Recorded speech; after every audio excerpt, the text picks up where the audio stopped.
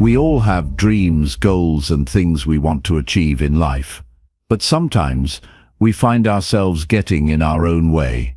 We let our thoughts, emotions, and habits control us instead of the other way around. We might say things we regret, let our moods steer us off course, and even make financial decisions that don't serve us in the long run. But here's the thing, you have the power to change all of that.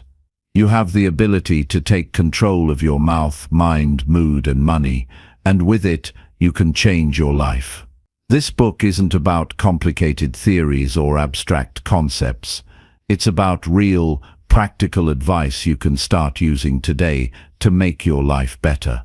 I'm not going to tell you that it will be easy or that you'll be perfect from day one. But what I can tell you is that if you're willing to put in the effort, you'll see results. You'll learn how to speak with intention, think with purpose, manage your emotions, and make smarter financial choices that align with your goals. Throughout this journey, you'll find actionable tips, clear exercises, and stories of real people who have been where you are and have taken control of their lives. This book is your guide to taking charge, building discipline, and creating lasting success in every area of your life. The truth is, the way you think, the way you speak, the way you feel, and the way you handle money all influence the life you live. If you want more for yourself, more peace, more success, more happiness, it starts with mastering these 4 key areas. So are you ready to take control? Let's dive in and start making meaningful changes together. Your best life is waiting. Chapter 1. The Power of Words. Have you ever stopped to think about how powerful your words are? Not just the words you speak to others, but the ones you say to yourself. Every day, you're shaping your reality with the language you choose, and most of us don't even realize it. The words you say have the power to build or destroy, to inspire or tear down, to create or limit. And that's true for the words you use in your conversations, your self-talk, and even the words you write. If you want to change your life, you have to start by changing the words you use. You've probably heard the saying, "Sticks and stones may break my bones, but words will never hurt me." It sounds good, right? But in reality, words have a much bigger impact than most people realize. They can shape your confidence, your relationships, and even the way you see the world. In fact, I would go as far as to say that your words, both the ones you speak and the ones you think, are the foundation of your life. What you believe about yourself and the world is directly influenced by the words you use every single day. Think about the times when someone has said something to you that stuck with you long after the conversation ended. Maybe it was a compliment that made you feel seen and appreciated, or maybe it was a criticism that made you doubt yourself. Either way, those words had an impact. The same goes for the words you speak to others. Every time you speak, you're leaving a mark, whether it's a positive one or a negative one. Now let me ask you a question. When you talk to yourself, what do you say? Is your internal dialogue encouraging, supportive, and empowering, or is it filled with doubt, self-criticism, and fear? The truth is, your self-talk is one of the most important conversations you'll ever have.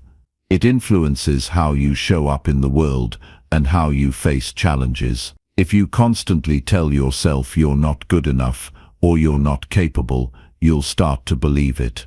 But if you speak to yourself with kindness and encouragement, you'll start to believe in your own strength and potential. Let's take a moment to reflect on the power of words in our daily lives. Have you ever noticed how the words you use in your conversations shape the way people see you? If you're always speaking in a negative or complaining tone, it's likely that people will start to associate you with those emotions. On the other hand, if you choose to speak with optimism, gratitude, and kindness, people will respond to you differently. The way you communicate has a direct effect on your relationships, whether they're with friends, family, co-workers, or even strangers. Think about the last time someone said something to you that made you feel uplifted. Maybe it was a friend who told you, "I believe in you," or a colleague who said, "Great job on that presentation." Those words made you feel good, right? They boosted your confidence and reminded you of your worth. Now imagine the opposite, someone telling you you'll never make it, or you're not cut out for this. Those words can crush your spirit, make you doubt yourself, and leave you questioning your abilities. It's not just what other people say to you that matters, it's also how you speak to them. The words you choose when interacting with others can either build trust and strengthen relationships, or create distance and tension. If you're always criticizing or complaining, people are less likely to want to be around you. But if you speak words of encouragement, understanding, and support, you'll create deeper connections with the people in your life. And it's not just about the words you say out loud, it's also about the words you say to yourself when no one else is around. Your internal dialogue has an enormous impact on your mindset and your overall well-being.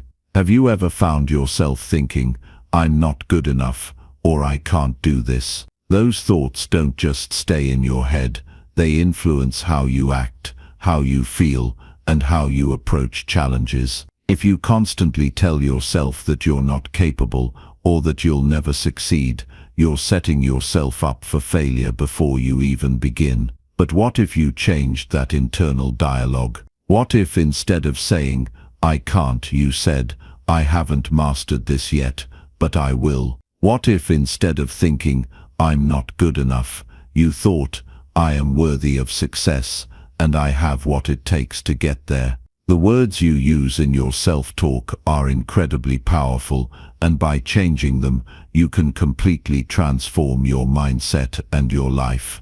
It's not always easy to change the way we think or speak, but it's possible, and it starts with awareness. The first step is to notice the language you're using. Pay attention to the words you speak to yourself and to others.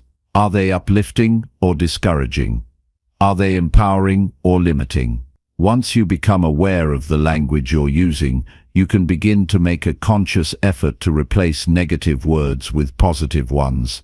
For example, instead of saying, "I can't do this," try saying, "I'm still learning, and I'll get better with practice."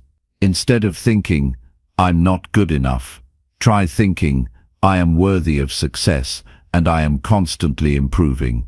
Small shifts in your language can have a big impact on your mindset and the way you show up in the world. But it's not just about changing the way you talk to yourself. It's also about the language you use when interacting with others. How do you speak to the people in your life? Are you kind, supportive, and encouraging? Or do you often find yourself criticizing or complaining? If you want to build strong, positive relationships, you need to choose your words carefully. Speak to others the way you would want to be spoken to, with respect, kindness, and understanding. And remember, the words you speak don't just affect your relationships, they also shape your future. The language you use can either limit you or propel you forward. If you constantly tell yourself that you're not capable of achieving your goals, you'll likely never take the necessary steps to make them a reality. But if you speak to yourself with belief and confidence, you'll find the motivation to take action and create the life you want. So, how do you start taking control of your words? First, commit to becoming more aware of the language you use. Pay attention to your self-talk and the way you speak to others. Notice when you're using negative or limiting language, and make a conscious effort to replace it with positive, empowering words. Second, practice speaking words of encouragement, love, and support, both to yourself and to others. And third, remember that your words are powerful. They have the ability to shape your mindset, your relationships, and your future. Choose them wisely. The truth is, The power to change your life is already in your hands. It starts with the words you speak. So take a moment right now to think about the language you're using. Are you speaking words of empowerment and encouragement, or are you allowing negativity and self-doubt to dictate your life? If you want to change your life, start by changing the words you use. You have the power to create the life you desire, one word at a time. Chapter 2. The Mind-Word Connection. Have you ever stopped to think about how your thoughts shape your words and how your words shape your life? It's easy to forget that the language we use isn't just about what we say, but also about what we think. The thoughts running through your mind are like the blueprint for everything that comes out of your mouth. And if you want to change the way you communicate with others, you first need to change the way you communicate with yourself. The connection between your mind and your words is deeper than you might realize. What's happening in your mind shows up in what you say, and what you say has a way of reflecting right back into your mindset, often without you even noticing. Think about it. When you're feeling low, frustrated, or defeated, what kind of words are coming out of your mouth? If you've had a rough day, you might find yourself complaining, criticizing, or saying things like, "I'm not good enough," or "this is impossible." And let me tell you, that kind of language doesn't just come from nowhere. It's rooted in the way you're thinking. When you have negative thoughts about yourself, about a situation, or about life in general, it's almost impossible not to express those thoughts through your words. The two are inextricably linked, and if you want to make a lasting change in your life, you've got to break the cycle. The truth is, our words don't just express what's going on in our minds, they can actually influence the way we think and feel. When we say something out loud, it reinforces the thoughts we've been thinking. Think about the last time you felt really confident. Maybe you were about to take on something challenging, and you said to yourself, "I've got this," or "I'm ready." When you speak those words, you're telling yourself, "I believe in myself." You're reinforcing a thought that empowers you. That belief in yourself then shapes the way you approach the challenge ahead. But on the flip side, when you tell yourself, "This is too hard," or "I'll never get it right," you're reinforcing doubt. And that doubt influences your actions in ways you may not even realize. So here's the thing, if you want to take control of your life, you have to start by taking control of your thoughts. The language that's floating around in your head is influencing everything: your confidence, your actions, your relationships, and even your results. If you're constantly thinking, "I'm not good enough," or "I can't do this," then those words will eventually make their way into your speech and the way you show up in the world. It's a vicious cycle, and it's one that's entirely within your power to break. The first step is recognizing the negative thought patterns that are driving your speech. We all have them, but most of the time, we're not aware of them. They show up in little ways, like when you talk yourself out of taking a risk, or when you say something that sounds more like an excuse than a solution. You may have a negative thought pop up that you didn't even notice, and the next thing you know, you're saying something that's laced with self-doubt. It's like you're on autopilot, running the same script over and over again. Once you start to notice those negative thoughts, the key is to reframe them. Reframing is the practice of changing your perspective and choosing a more empowering thought to replace a negative one. For example, if you catch yourself thinking, "I'm not smart enough to handle this," you can reframe that by saying, "I may not know everything, but I'm capable of learning, and I'm willing to put in the effort." When you reframe your thoughts, you're not just changing your mindset, you're changing the way you speak. And when you change the way you speak, you start to change your life. You see, the words we use don't just reflect what's going on inside of us, they also have the power to shape what happens next. The more you speak words of possibility, confidence, and empowerment, the more you will believe those things are possible. It's a shift that starts in your mind and extends outward into every area of your life. But it requires practice and intention. It's easy to fall back into old patterns, especially when you're facing challenges or feeling down. But the more you catch yourself in those negative thought patterns and actively choose to reframe them, the more you'll build a new way of thinking and speaking that will serve you in ways you can't even imagine right now. One of the most powerful exercises you can do to change your mind and your words is to start paying attention to your internal dialogue. What are you saying to yourself throughout the day? Are you giving yourself words of encouragement, or are you feeding yourself a constant stream of negativity? Your thoughts are like the seeds you plant in your mind, and the words you speak are like the water that nurtures them. If you want to grow a garden of confidence and possibility, you need to plant the right seeds and water them with positive, empowering language. Start by paying close attention to your thoughts, especially when they're negative or self-critical. When you catch yourself thinking something that doesn't serve you, try to reframe it. Let's say you're about to give a presentation and you think, "I'm going to mess up," or "I'm not good enough for this." Pause for a moment and reframe that thought. "I've prepared for this, and I'm capable of handling whatever comes my way." You're not denying that there might be challenges ahead, but you're choosing to speak to yourself in a way that empowers you to face them with confidence. It's important to note that changing your thoughts and words isn't about pretending everything is perfect or ignoring reality. It's about shifting your mindset from one of limitation to one of possibility.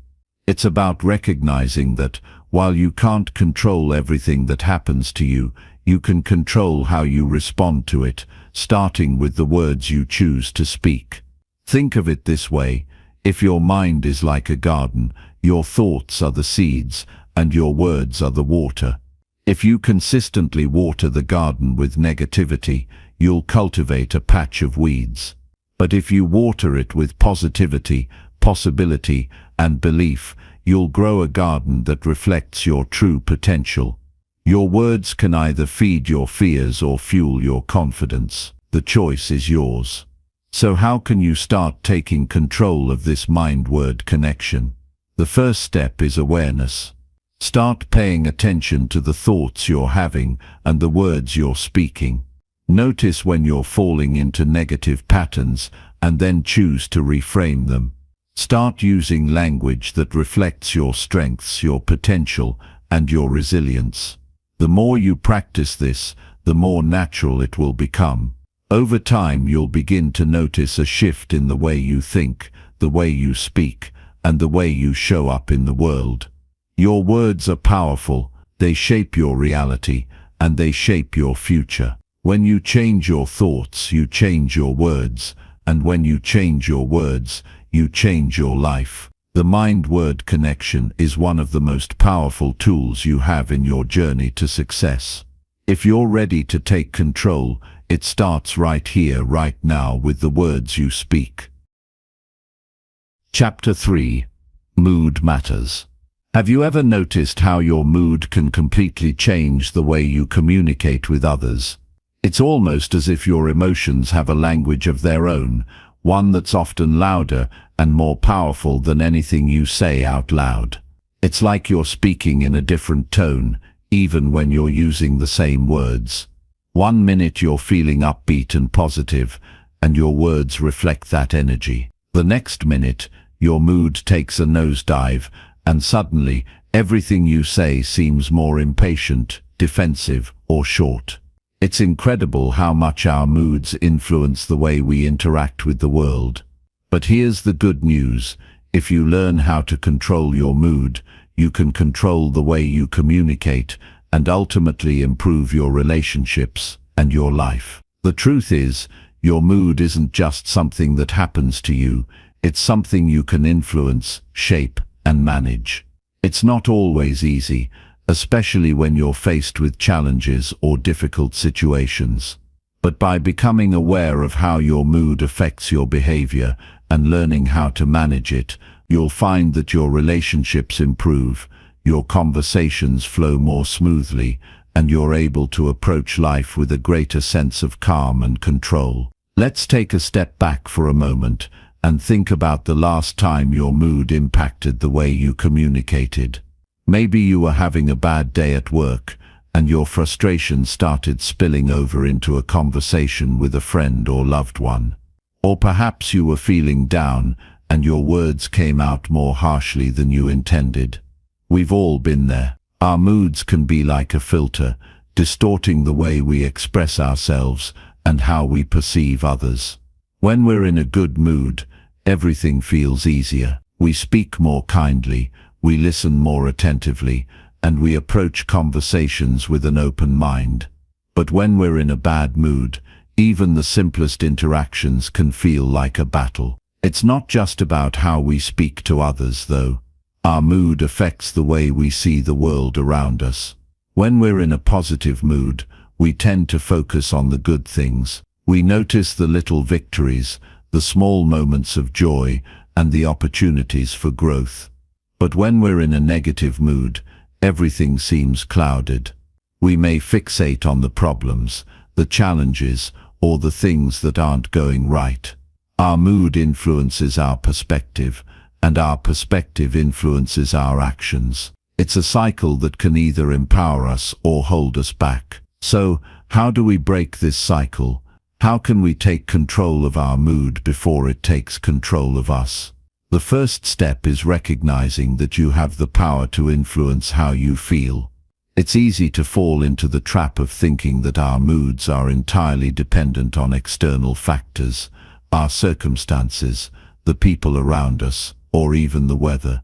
But the truth is, your mood is largely a result of how you choose to respond to the world.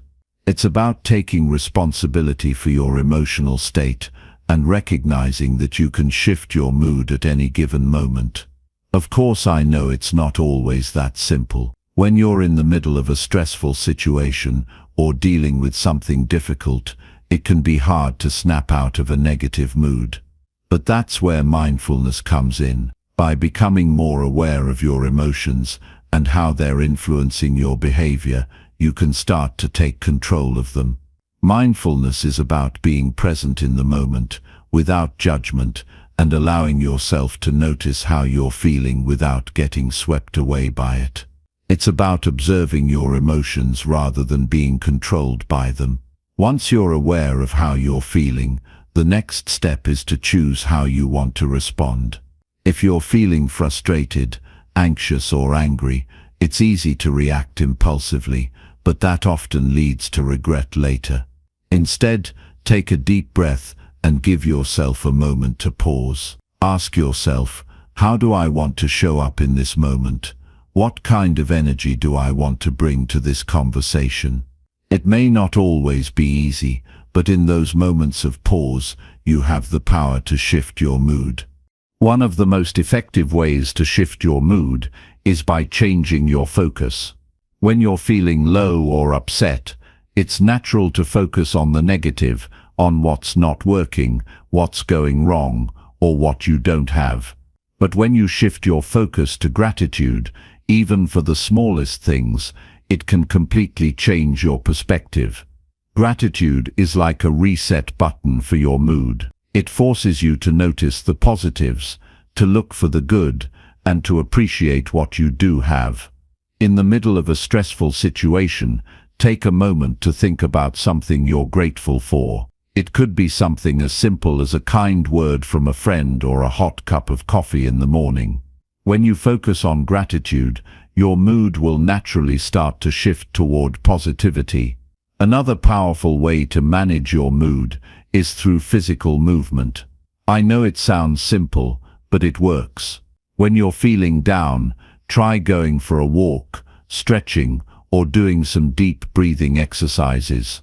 Physical activity releases endorphins, which are your body's natural mood boosters. It can be a quick way to shake off a bad mood and reset your mindset.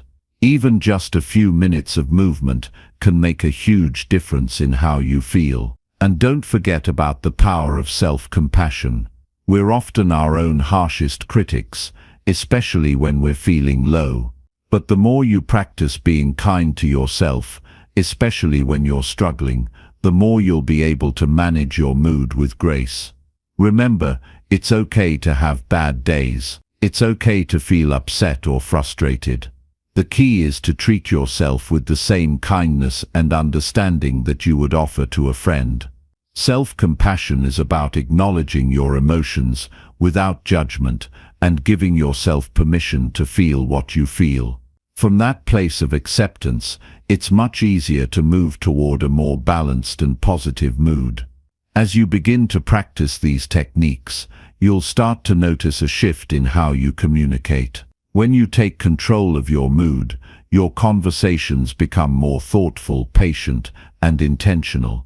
You'll find yourself speaking with more clarity, listening more attentively, and responding in ways that align with the person you want to be.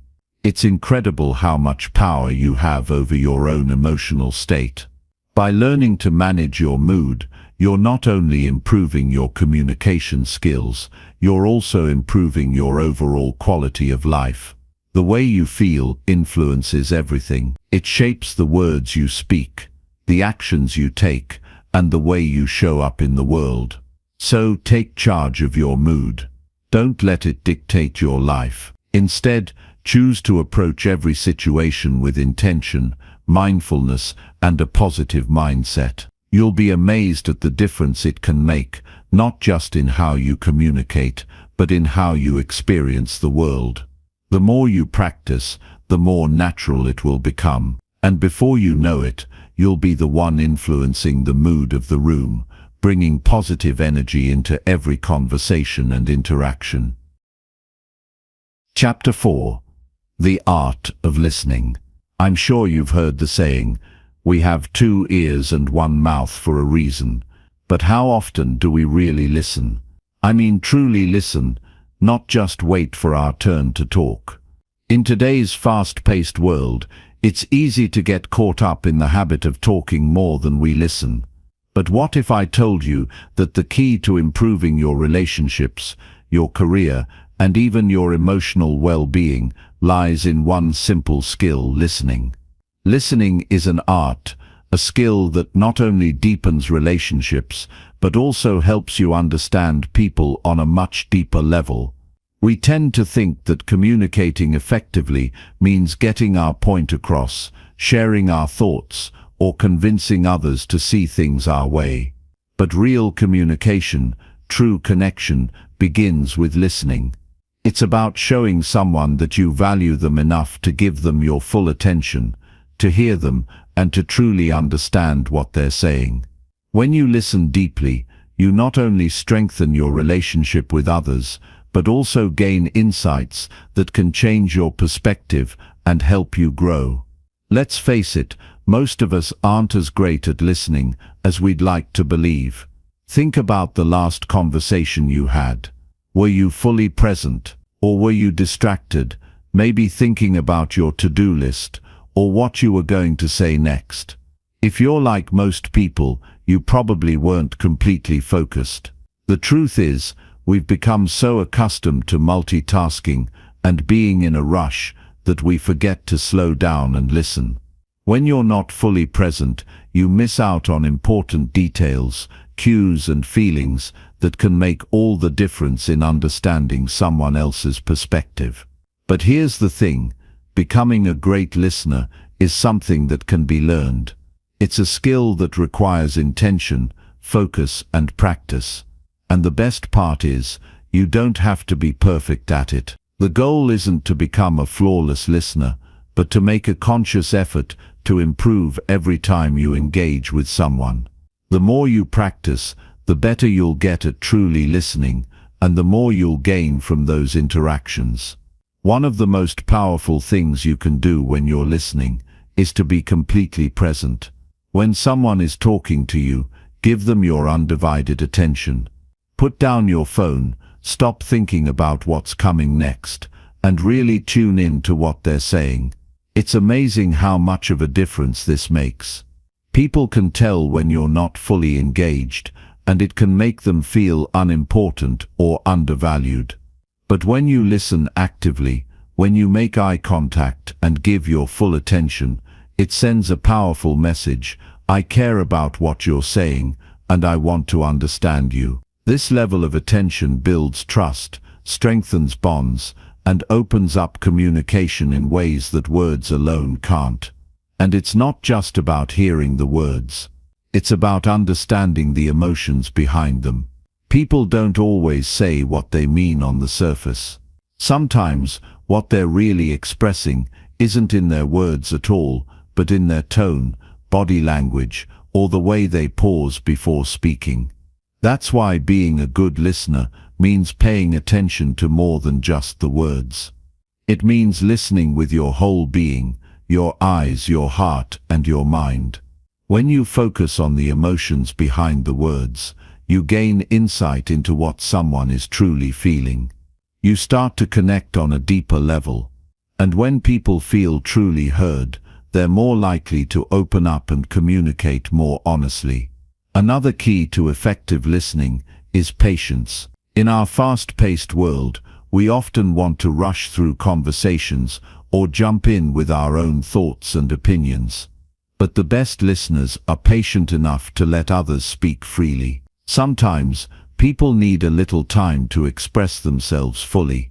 If you rush them or interrupt, you're not giving them the space they need to share their thoughts completely. Allowing for pauses in the conversation isn't uncomfortable. It's an opportunity to reflect, process, and let the person you're speaking with gather their thoughts. This patience not only shows respect for the other person, but also creates a space for deeper, more meaningful communication. Now, let's talk about one of the biggest challenges to listening: judgment. It's easy to listen with a critical ear, to analyze every word someone says and form an opinion about it. But true listening requires you to set aside judgment.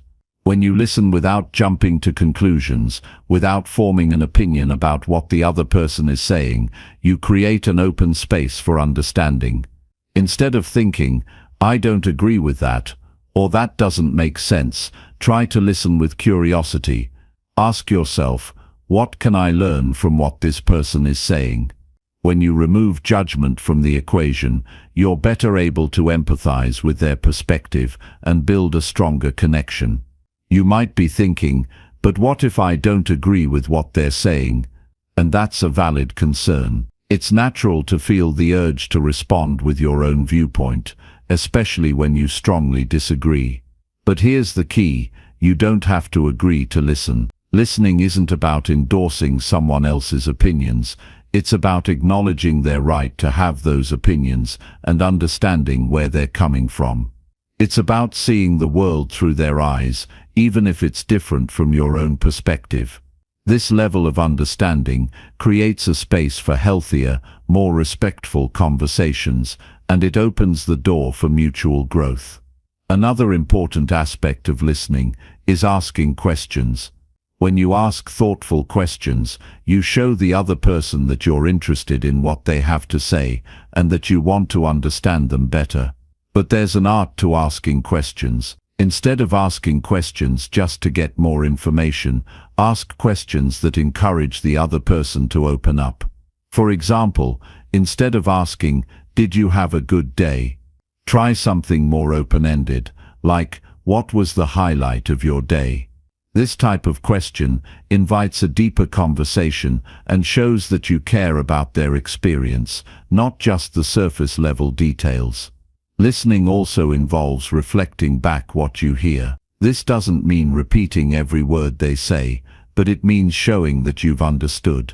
For example, if someone shares a challenge they're facing, you might say, "It sounds like you're feeling frustrated because of that situation." This reflection not only clarifies understanding, but also helps the other person feel heard and validated. It lets them know that you're not just passively hearing their words, but actively engaging with their experience. The benefits of becoming a better listener are immense. Not only will you improve your relationships, but you'll also gain more trust, respect, and understanding from the people around you. When you listen well, you invite open and honest communication. You create an environment where others feel safe to share, knowing they'll be met with empathy and respect. In turn, this fosters stronger, more meaningful connections, whether in your personal life or at work. Listening is a skill that can be cultivated, practiced and honed over time. It requires patience, empathy, and the willingness to be fully present in the moment. But when you make the effort to listen, not just with your ears but with your heart, you transform the way you communicate. You begin to connect with others on a deeper level, and your relationships grow stronger and more fulfilling. So, the next time you're in a conversation, take a moment to pause. Be fully present, listen without judgment, and let the other person know that their words matter. You'll be amazed at how much more connected you feel and how much more meaningful your interactions become. Because in the end, the art of listening isn't just about hearing, it's about understanding. And understanding is the foundation of all great communication. Chapter 5. Managing Emotional Triggers. Have you ever found yourself reacting to a situation in a way that surprised you? Maybe you've snapped at someone for no reason, or overreacted to something small and regretted it later. Those moments when your emotions take over and you feel like you're not in control, they happen to all of us. But what if I told you that you don't have to be a prisoner of your emotions? What if you could learn to recognize and manage those emotional triggers before they take control of you? Emotional triggers are those situations, words, or actions that spark an intense emotional response in us. They can make us feel angry, sad, anxious, or defensive. Sometimes they're obvious, like a conflict with someone you care about, or a stressful situation at work.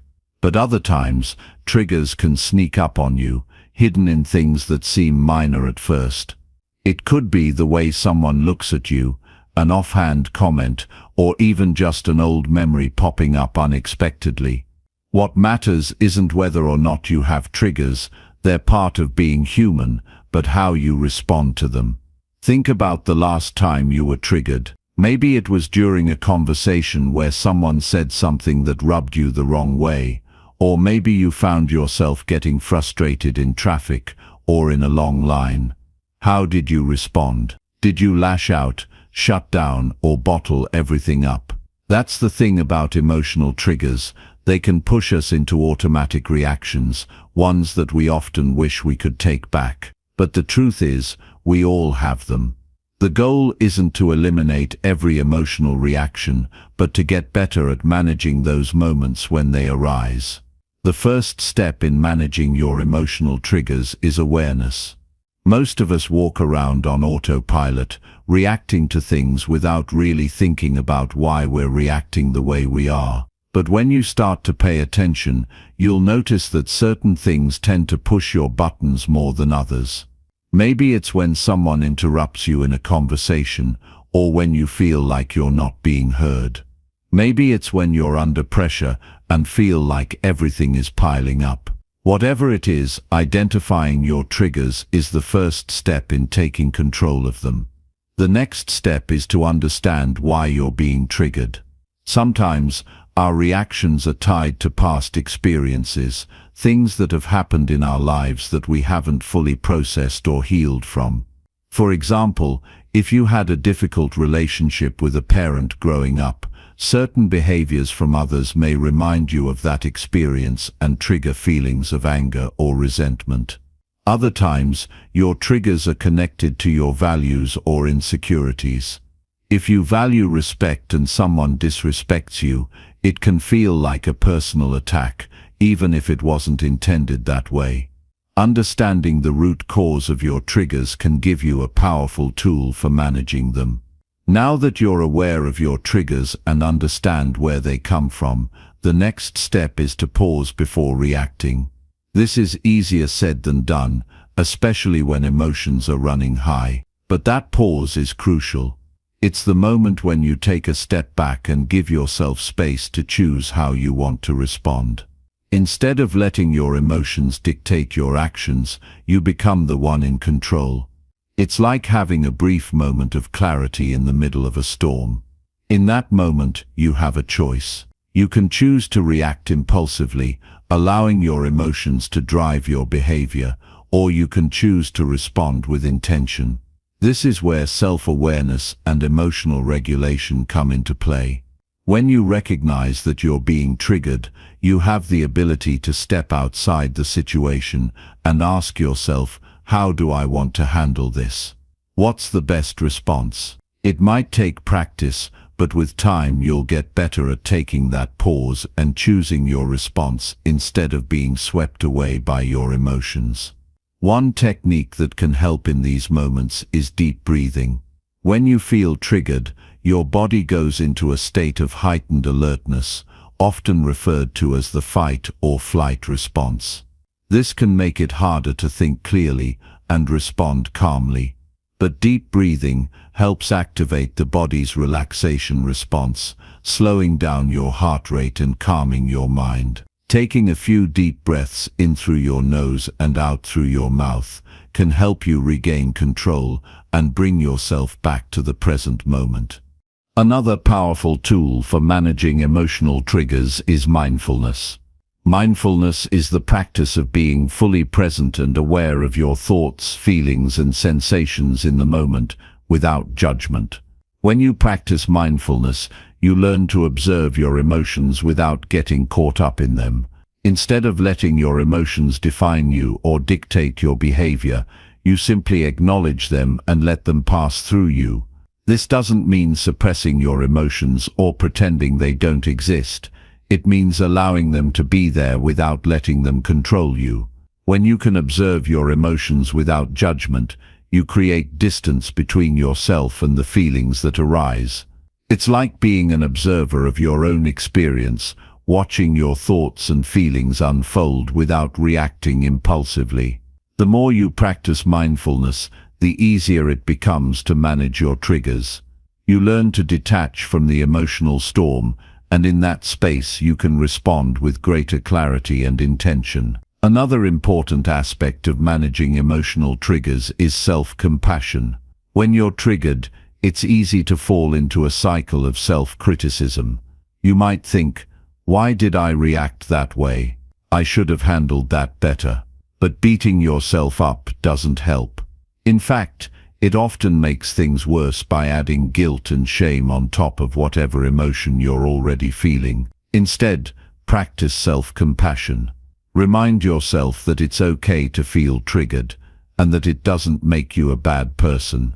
What matters is how you respond moving forward. Treat yourself with the same kindness and understanding that you would offer to a friend who was going through a tough time. This self-compassion helps you break free from the cycle of negative self-judgment and allows you to approach each situation with more grace and understanding. As you work on managing your emotional triggers, remember that this is a journey, not a destination. You won't be perfect, and that's okay. There will be times when you slip up, when your emotions get the best of you, or when you react in ways you later regret. But that doesn't mean you've failed. It means you're human. The key is to keep practicing, keep learning, and keep growing. The more you work on understanding and managing your emotional triggers, the more control you'll have over your reactions, and the more empowered you'll feel in every area of your life. In the end, managing emotional triggers isn't about suppressing your feelings or pretending they don't exist. It's about learning how to handle them in a way that empowers you rather than holds you back. It's about creating space between the trigger and your response, and choosing to react with intention and mindfulness. By doing this, you'll not only improve your emotional well-being, but you'll also become a better communicator, a better listener, and a better version of yourself. So the next time you feel triggered, remember you have the power to choose how you respond. Take a deep breath, be kind to yourself, and choose a response that aligns with the person you want to be. Chapter 6. Cultivating a Positive Mindset. What would happen if you started believing that the best was always yet to come, that every challenge was an opportunity to grow, and that you had the power to shape your own future.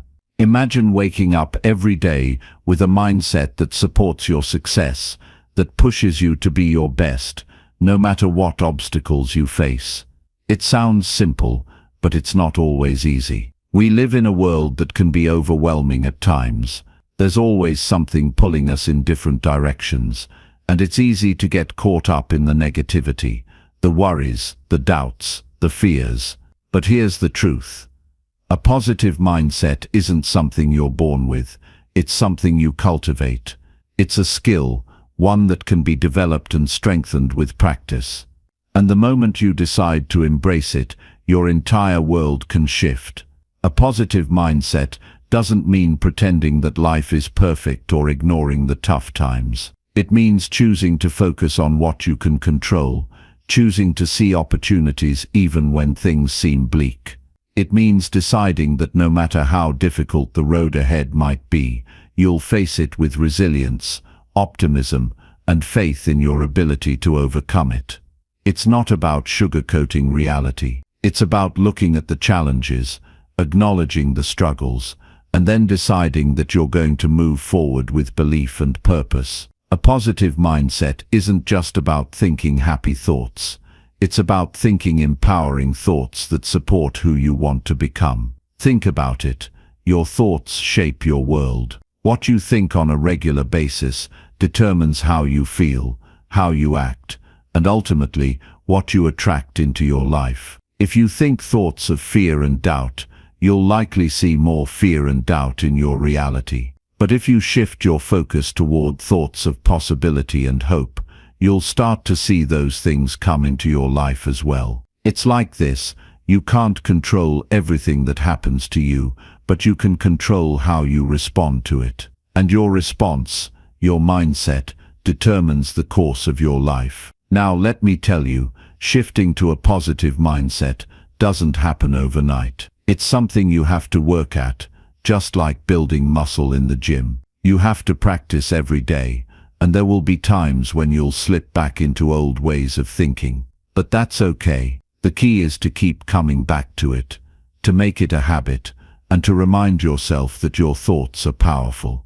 They shape everything about your life. One of the most important things you can do to cultivate a positive mindset is to become aware of your thoughts. You see, most people go through life without ever really paying attention to the messages they're sending themselves. We all have an inner voice that talks to us, that whispers either positive or negative things. If that voice is constantly telling you that you're not good enough, that you'll never succeed, or that things will never get better, then it's time to change the narrative. You are not your thoughts. You are the observer of your thoughts. And once you realize that, you can choose which thoughts to embrace and which to let go of. Take a moment to think about the last time you felt really down on yourself. What were you telling yourself? Were you focusing on what you didn't have, what you couldn't do, or what you had failed at? Or were you reminding yourself of your strengths, your resilience,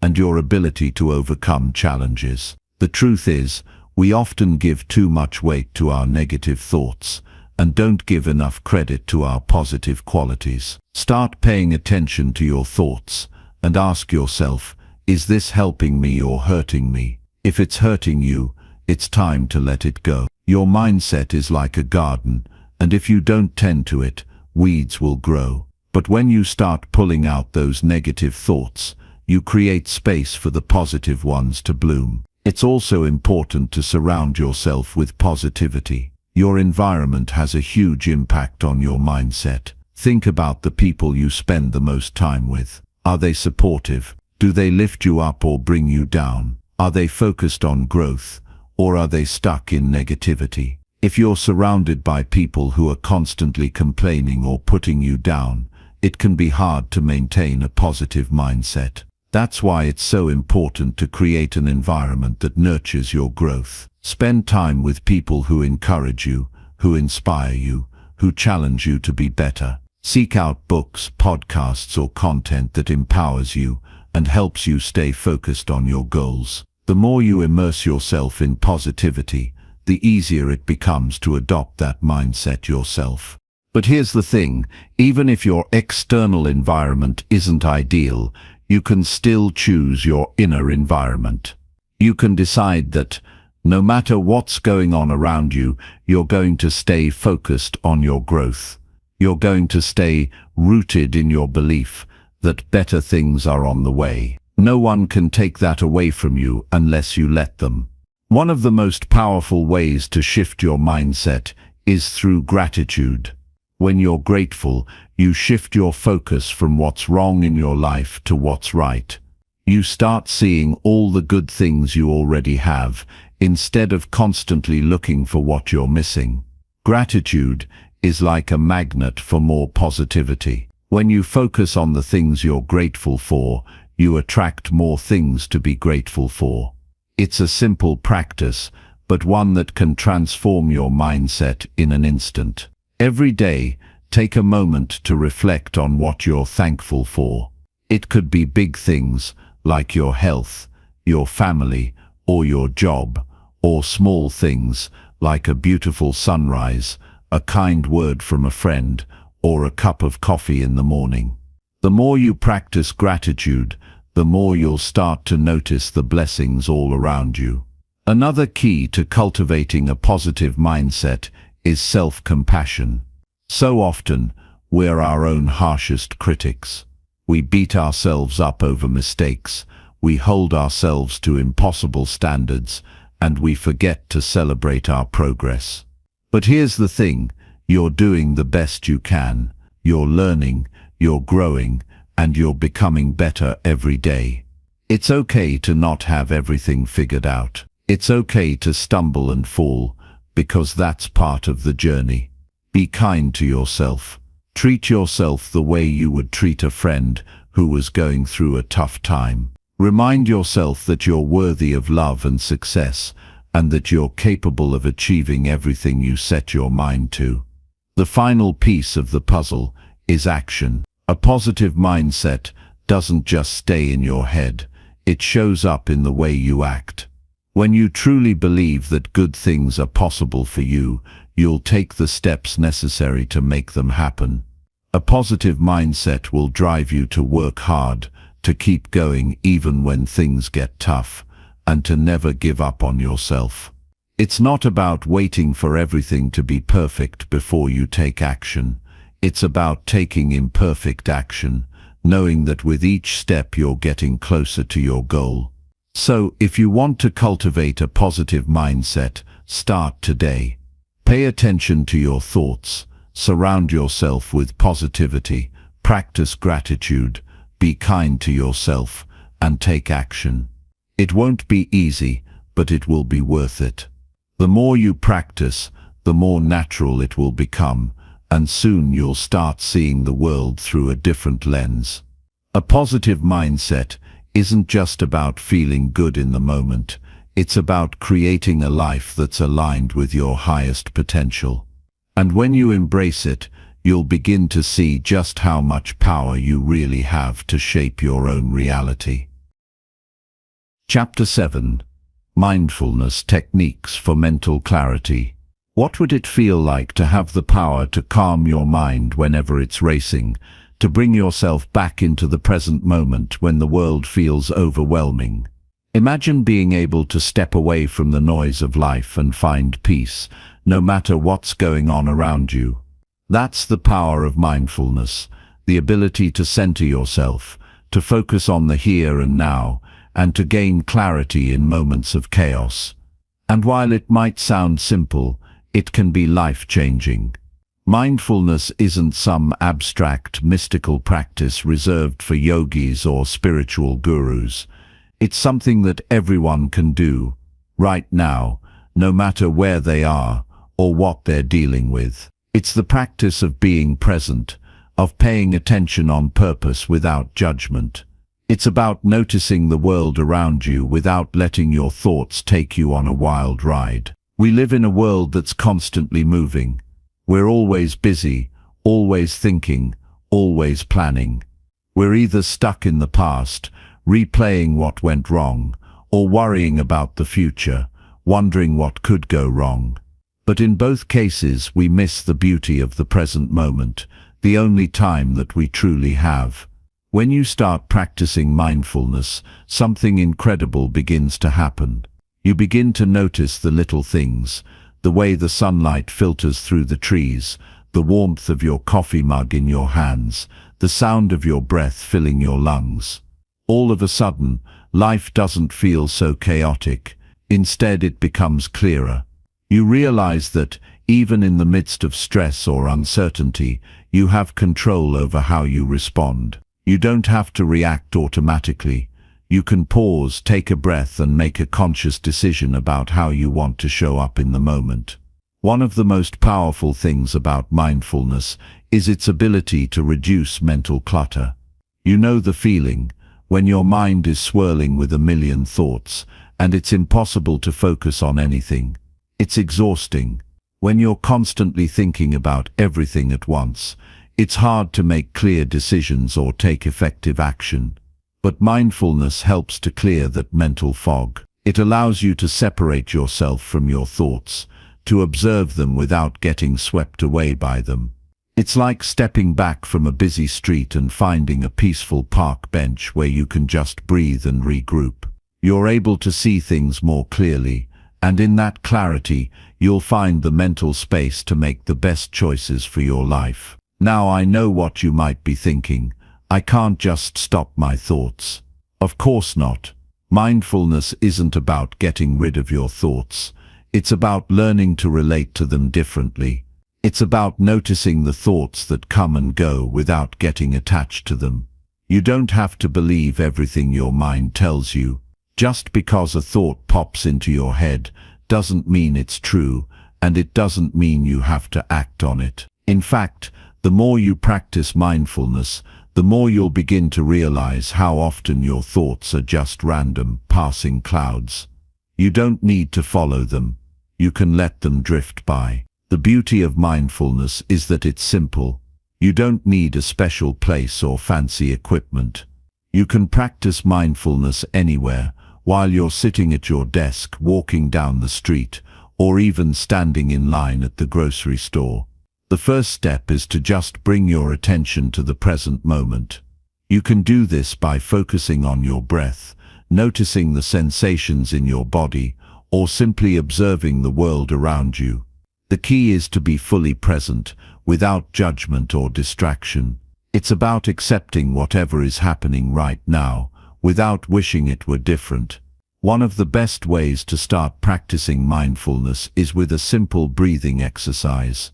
I know, it sounds almost too easy, but trust me, it's incredibly powerful. Sit or stand in a comfortable position, close your eyes if you can, and take a slow, deep breath in. Hold it for just a moment, then exhale slowly. As you breathe, try to pay attention only to the sensation of your breath entering and leaving your body. If your mind starts to wander, gently bring it back to the breath. It's completely normal for your thoughts to wander, and it's okay. The goal isn't to stop your thoughts, it's just to keep returning your focus to the breath whenever you get distracted. Over time, this practice helps train your mind to be more present, more focused, and less overwhelmed by distractions. The beauty of this simple practice is that you can take it with you anywhere. You don't need to carve out hours of time each day for mindfulness. In fact, it's often more effective to practice mindfulness in small moments throughout your day. The next time you're feeling stressed, pause for a moment, take a few deep breaths, and bring your attention to the present. Notice how it feels to just be with your breath, to let go of the worries, and to simply be. The more you practice, the easier it will become to find calm in the midst of chaos. Another powerful technique for cultivating mindfulness is body awareness. Often, when we're stressed or anxious, we don't even realize how much tension we're holding in our bodies. We might clench our fists, tighten our shoulders, or hold our breath without realizing it. By bringing awareness to our bodies, we can begin to release that tension and bring ourselves back into the present. You can practice this by simply scanning your body from head to toe, noticing any areas of tightness or discomfort. As you notice them, take a deep breath and consciously relax those areas. This technique not only helps release physical tension, but it also brings you back to the present moment, grounding you in your body instead of getting lost in your thoughts. One of the most profound benefits of mindfulness is its ability to improve your emotional well-being. When you're mindful, you become more aware of your emotions, and you stop reacting automatically to them. Instead of letting your emotions control you, you learn to observe them without judgment. You can feel anger or frustration without allowing those emotions to dictate your actions. You can feel sadness without getting lost in it. This doesn't mean you suppress your emotions. It means you become more aware of them and create space between the emotion and your reaction. In that space, you can choose how to respond rather than reacting impulsively. And here's the thing, when you practice mindfulness consistently, you begin to notice that it doesn't just help you in the moment. It spills over into your everyday life. You start to feel calmer, more focused, and more grounded. You start making decisions from a place of clarity instead of emotional overwhelm. You start to handle stress better, communicate more effectively, and show up more fully in your relationships. Mindfulness changes the way you approach life, and it helps you live with more intention, more awareness, and more peace. So if you're feeling overwhelmed by the noise of the world, or if you're struggling to find clarity in the chaos, start practicing mindfulness. It doesn't require anything special, just a willingness to be present and to experience life as it is, right now. With each breath, each moment of awareness, you'll find your mind clearing, your heart calming, and your world becoming a little bit brighter. Mindfulness isn't just a technique, it's a way of living, a way of showing up fully in your own life. And once you embrace it, you'll discover that you have the power to bring peace and clarity into every moment. Chapter 8. Recognizing Financial Mindsets. When it comes to money, we don't just make decisions based on facts or figures, we make decisions based on the beliefs we have about money. It's easy to think of financial success as simply earning more, saving more, or spending less. But the truth is, your mindset around money is what truly shapes your financial reality. Whether we realize it or not, the way we think about money affects every single choice we make. Take a moment to think about your own relationship with money. How do you feel when you think about it? Do you feel confident, hopeful, and in control, or do you feel anxious, unsure, and maybe even resentful? These feelings come from the beliefs you hold deep down about money, beliefs that were shaped by your upbringing, your experiences, and the messages you've received from society. These beliefs are powerful because they influence how you approach your finances, how you talk about money, and how you make financial decisions. The first step in shifting your financial situation is recognizing the mindset that's driving your behavior. You might not even be aware of the thoughts and beliefs you hold about money, but they're affecting you every day. Maybe you were raised in a family that didn't talk about money, and as a result, you grew up feeling uncomfortable or anxious when the topic came up. Or maybe you've always believed that money is hard to come by, and that belief keeps you from taking risks or pursuing opportunities that could lead to financial growth. Whatever your mindset is, it's time to take a hard look at it. Because the way you think about money has a direct impact on your ability to attract it, manage it, and grow it. If you have a scarcity mindset, where you believe that there's never enough money to go around, you'll always find yourself stuck in a cycle of stress and struggle. You might find it difficult to save, you may constantly feel behind, and no matter how much you earn, it never feels like enough. On the other hand, if you have an abundance mindset, where you believe that there's always enough to go around, and that your financial success is not limited by external circumstances, you'll approach money with a sense of possibility and confidence. You'll be open to new opportunities, you'll invest in your growth, and you'll make decisions that support long-term financial freedom. The key to shifting your financial reality is recognizing the beliefs that are holding you back and replacing them with ones that serve you. It's about changing your relationship with money so you can stop fearing it and start using it as a tool for creating the life you want. You don't have to be rich to start developing a healthy financial mindset, but you do have to believe that financial success is possible for you. When you embrace the idea that your financial future is in your hands, that's when the real transformation begins. One of the most common limiting beliefs people have about money is the idea that they'll never have enough. Maybe it's something you were taught growing up, or maybe it's something you've internalized from your experiences. But here's the truth, there's always enough money to go around. The challenge is, most of us don't believe that. We believe that there's only so much wealth to go around, and if someone else gets it, that means there's less for us. This is what leads to competition, scarcity thinking, and fear. What if, instead of believing that there's never enough, you started to believe that there is plenty to go around? What if you believed that money is a tool, something that you can use to create the life you want, to serve others, and to bring about positive change? When you adopt an abundance mindset, you stop seeing money as a limited resource and start seeing it as a vehicle for possibility. With that shift, your entire approach to money changes. You start to make decisions that are aligned with your values and long-term goals, instead of making choices out of fear or scarcity. Another key piece of recognizing your financial mindset is understanding how much your past experiences shape your present financial decisions. If you grew up in a household where money was a constant source of stress,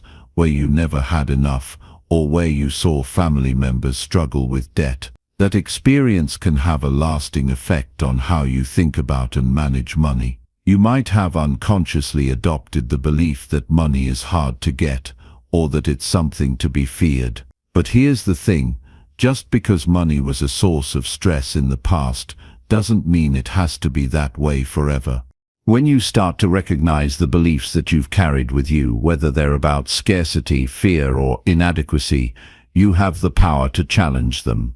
You have the ability to rewrite your story. Instead of seeing yourself as someone who will always struggle with money, you can begin to see yourself as someone who is capable of creating abundance. It's about acknowledging the past without letting it control your future. Your financial situation doesn't define who you are, and it doesn't dictate your worth. You are capable of learning, growing, and making new decisions that serve your future. Let's talk about something that's critical to shifting your financial mindset: taking responsibility. This is not about blaming yourself for past financial mistakes, but rather about taking ownership of your financial future. When you take responsibility for your finances, you stop playing the victim. You stop waiting for someone else to save you. You stop looking for excuses and start looking for solutions. Responsibility means that you acknowledge your current financial situation without judgment, and you decide to take action to change it. This is where many people get stuck. They look at their financial problems and think that they're too big to overcome. They think that because they've made mistakes in the past, it's impossible to create a better future. But the truth is, you don't need to be perfect. You just need to be willing to take one small step forward. When you take responsibility for your money, you stop letting your past define you. You start to focus on the choices you can make today to change your financial situation, and when you do that, you start to feel more in control.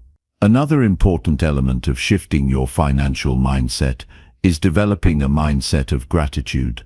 When you appreciate what you have, you open the door for more to come.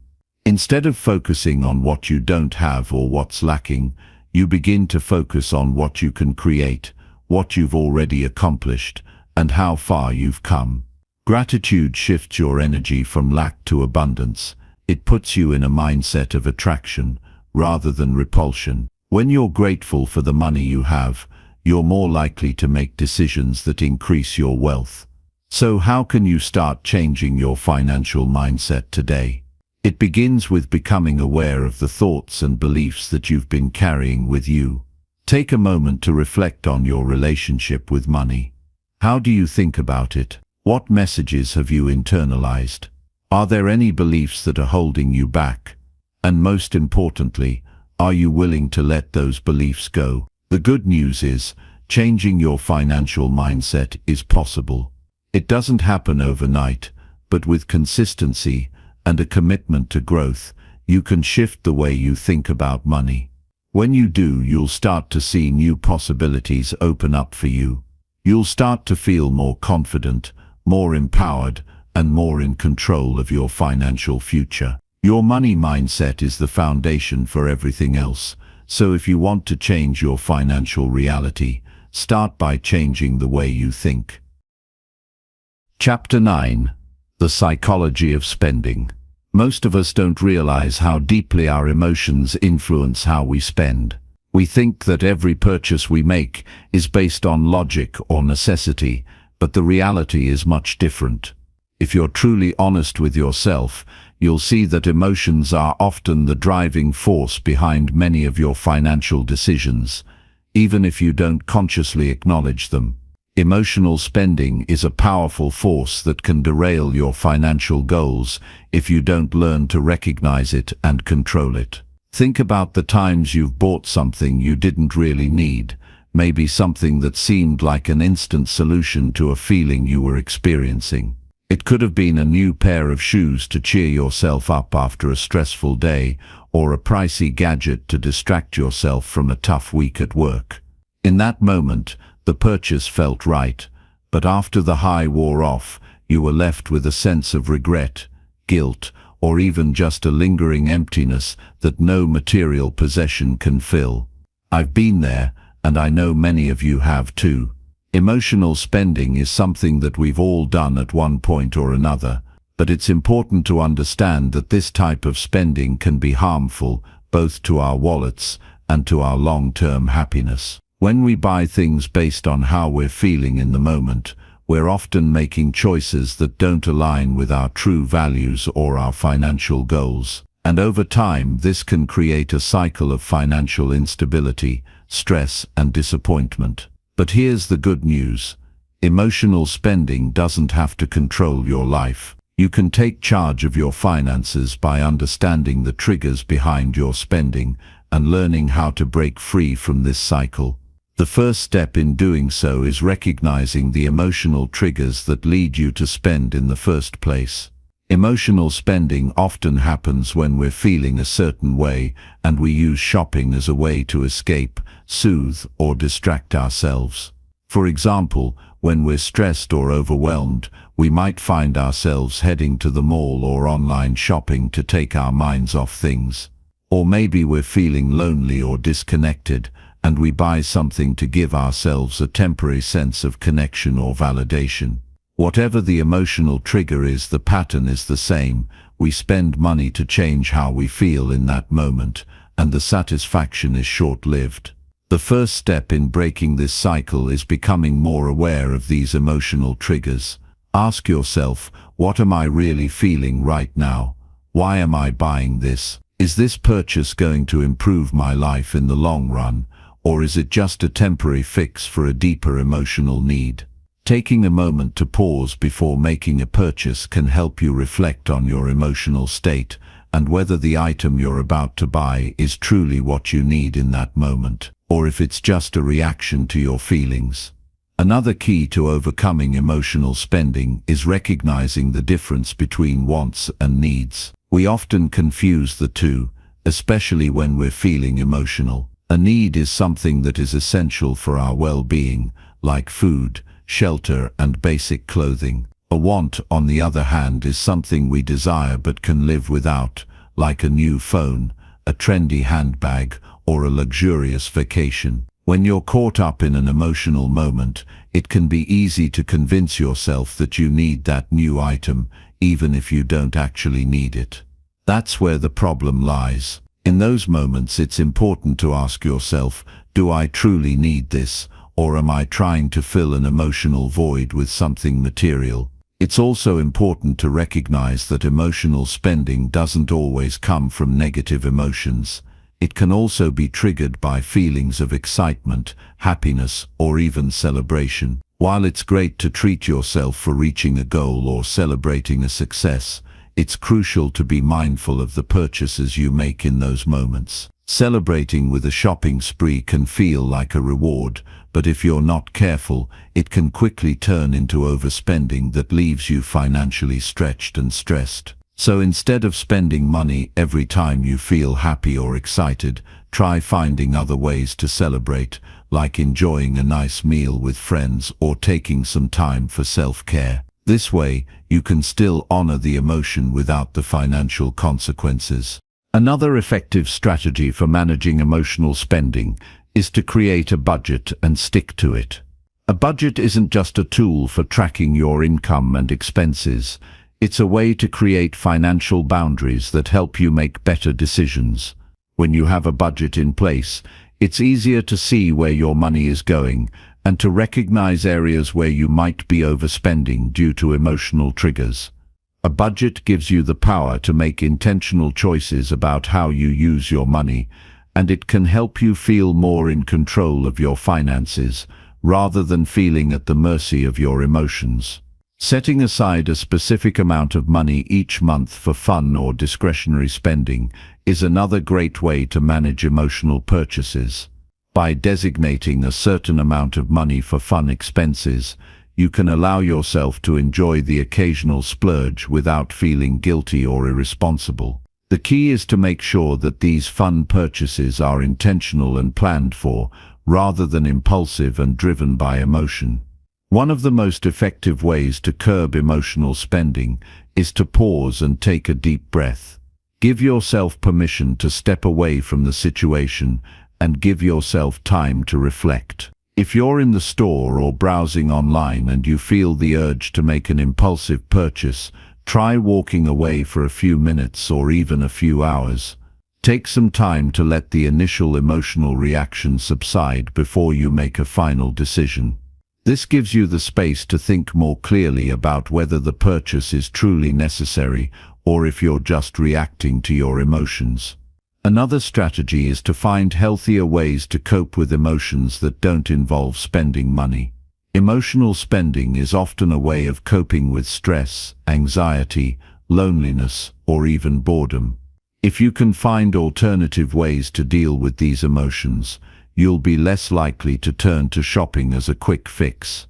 Exercise, journaling, meditation, spending time with loved ones, or engaging in a hobby are all great ways to relieve emotional tension without reaching for your wallet. The key to overcoming emotional spending isn't about depriving yourself or denying yourself the occasional treat. It's about becoming more aware of your emotional triggers and making conscious, intentional choices about how you spend your money. It's about recognizing that the temporary satisfaction of a purchase isn't worth the long-term financial consequences. When you take control of your emotions, you take control of your finances. And when you take control of your finances, you create the foundation for a future that is more secure, more intentional, and more aligned with your true values. Emotional spending is something that many of us struggle with, but the good news is that it's possible to break the cycle. By becoming aware of your emotional triggers, recognizing the difference between wants and needs, sticking to a budget, and finding healthier ways to cope with emotions, you can start making smarter financial decisions that serve your long-term goals. It's not about being perfect, it's about being mindful, making better choices and taking control of your money so that it works for you, not against you. Chapter 10. Control your financial conversations. Money. It's not just numbers on a page or pieces of paper in your wallet. It's deeply tied to emotions, relationships, and the way we communicate with each other. And when it comes to conversations about money, let's be honest, they can get tricky. Some of the most intense arguments, strained relationships, and personal anxieties stem from financial discussions. Why is that? Because money has meaning. It represents security, power, independence, and even love. It touches every part of our lives, and that makes talking about it a delicate dance. Have you ever avoided a conversation about money because you were afraid of the conflict it might cause? Maybe you didn't want to ask a friend to pay back a loan, or you hesitated to tell your partner about your credit card debt. Or maybe you've been on the other side of things. Someone brought up money, and it instantly felt uncomfortable, defensive, or overwhelming. The truth is, most of us weren't taught how to have healthy financial conversations. We pick up habits from what we saw growing up, and sometimes those habits aren't the most effective. The good news is that you can change that. You can learn to talk about money in a way that builds understanding, trust, and solutions.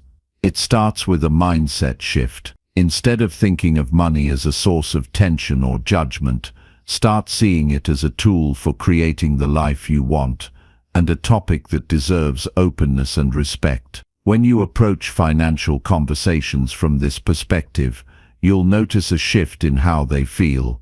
They become less about pointing fingers or avoiding blame, and more about finding common ground and moving forward together. Let's start with one of the most important principles of having effective money conversations: honesty. It sounds simple, but being truthful about your financial situation can be one of the hardest things to do. It's not just about the numbers, it's about the vulnerability that comes with admitting where you are financially. Maybe you've made mistakes.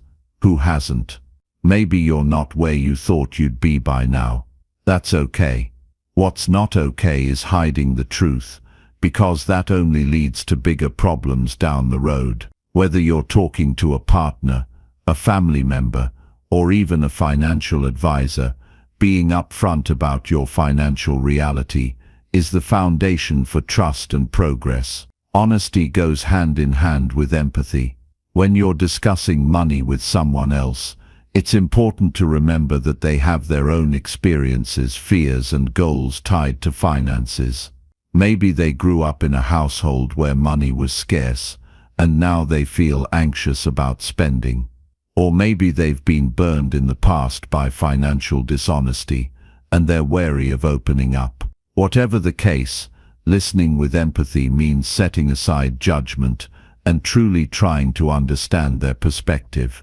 It's not about agreeing with everything they say. It's about creating a space where both of you feel heard and respected. One of the best ways to approach a money conversation is by starting with shared goals. For example, if you're talking to your partner, focus on what you're working toward together: a vacation, buying a home, paying off debt. When you frame the discussion around shared goals, it becomes less about you versus me and more about us. This shift in focus helps to align your efforts and reduces the chances of conflict. It's easier to talk about cutting back on expenses when both of you are excited about what you're saving for. Of course, even with the best intentions, emotions can still run high during financial discussions. Money has a way of touching on deeper fears and insecurities, and that's when it's crucial to stay calm and grounded. If you feel the conversation starting to heat up, pause for a moment. Take a deep breath and remind yourself of the bigger picture. This isn't about winning an argument or proving a point. It's about working together to solve a problem or achieve a goal. If needed, suggest taking a break and revisiting the conversation later when emotions aren't as charged. One practical tip for smoother money conversations is to come prepared. If you're discussing a specific topic, like creating a budget or splitting expenses, gather the necessary information ahead of time. This could be bank statements, receipts, or even just a clear breakdown of your income and expenses. When you approach the conversation with facts and figures, it's easier to stay focused on solutions rather than letting emotions take over. Preparation shows that you're serious about finding a resolution, and it gives the discussion a sense of direction. It's also important to set boundaries during financial conversations. If certain topics feel overwhelming or triggering, it's okay to acknowledge that and set limits on how much you'll discuss at one time.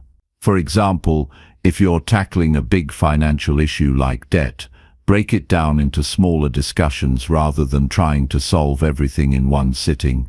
This approach makes the conversation more manageable and less likely to spiral into frustration or overwhelm.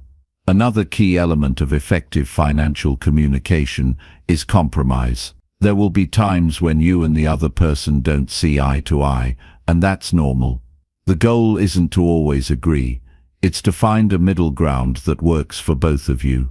Maybe one of you wants to save aggressively while the other prefers to enjoy life in the present. Instead of seeing this as a conflict, see it as an opportunity to create a balanced plan that honors both perspectives. Compromise doesn't mean giving up what's important to you. It means finding a way to move forward together. Finally, don't underestimate the power of gratitude and positivity in financial conversations. It's easy to focus on what's going wrong or what needs to be fixed, but don't forget to celebrate the wins along the way. Whether it's paying off a credit card, sticking to a budget for the month, or simply having a productive conversation about money, take time to acknowledge those victories. Gratitude and positivity create momentum, and they remind you of why these conversations matter in the first place. Talking about money isn't always easy, but it's one of the most important skills you can develop. When you approach these conversations with honesty, empathy, preparation, and a focus on shared goals, they become less about conflict and more about connection. And as you get better at communicating about money, you'll find that it not only strengthens your financial health, but also deepens your relationships and builds trust. So the next time you're faced with a money conversation, don't shy away from it. Step into it with confidence, knowing that you have the tools to navigate it with clarity and care. Chapter 11. Setting Goals for Success. Success starts with clarity. It starts with knowing what you want, why you want it, and how you plan to get there. Too often, people drift through life without a clear sense of direction, hoping things will somehow work out. But here's the truth. Hope is not a strategy. If you want to achieve something meaningful, whether it's financial stability, emotional peace, or personal growth, you need a plan. And at the heart of that plan are your goals. Goal setting is a skill that separates those who merely wish for change from those who make it happen. Think about it for a moment. Every great achievement, every big success, began as a goal in someone's mind. That goal gave them focus. It gave them a reason to push forward when things got tough. Without goals, life has a way of pulling you in 100 different directions, leaving you feeling scattered and unfulfilled. But with goals, you have a roadmap. You know where you're going, and every step you take brings you closer to that destination. One of the most powerful things about setting goals is that it forces you to take responsibility for your life. It's no longer about what someone else did or didn't do. It's about what you're going to do to create the life you want. That shift in mindset, from being a passive observer to an active participant, can be life-changing. You start to see challenges, not as roadblocks, but as opportunities to grow. You start to feel a sense of control over your future. And that feeling, that's empowerment. But let's get practical for a minute. It's not enough to say, I want to be successful, or I want to be happy.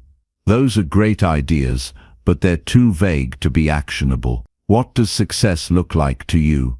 What does happiness feel like? The more specific you can be, the better. Maybe success means building a career you're passionate about, or paying off your debt by a certain date. Maybe happiness means spending more quality time with your family, or improving your health. Whatever it is, define it clearly. When you know exactly what you're working toward, it's easier to stay focused and motivated. Once you've defined your goals, break them down into smaller, manageable steps. Big goals can feel overwhelming, and that's where a lot of people get stuck. They look at the mountain they want to climb and think, "There's no way I can do that." But here's the thing, you don't climb a mountain in one leap. You take it one step at a time. Each small step builds momentum and brings you closer to the top. So if your goal is to save $10,000, start by saving $100. If your goal is to run a marathon, start by running 1 mile. Celebrate those small wins, because they're proof that you're making progress. Now let's talk about something that often gets overlooked: why your goals matter. This is where you dig deep. It's not just about what you want to achieve, it's about why it's important to you. Your why is your anchor. It's what keeps you grounded when the journey gets tough. Maybe you want to build a better financial future for your family. Maybe you want to prove to yourself that you're capable of more than you ever thought possible. Whatever your reason, connect with it on an emotional level. When your why is strong enough, you'll find the strength to keep going, no matter what obstacles come your way. Another important part of goal setting is accountability. It's easy to make promises to yourself and then let them slide when no one else is watching. But when you share your goals with someone you trust, whether it's a friend, a mentor, or a coach, you create a sense of accountability. That person becomes your cheerleader and your reality check, someone who will encourage you to keep going and call you out if you start to drift off course. And don't underestimate the power of self-accountability. Keep track of your progress, write down your goals and review them regularly. When you see how far you've come, it fuels your motivation to keep pushing forward. Of course, life doesn't always go as planned.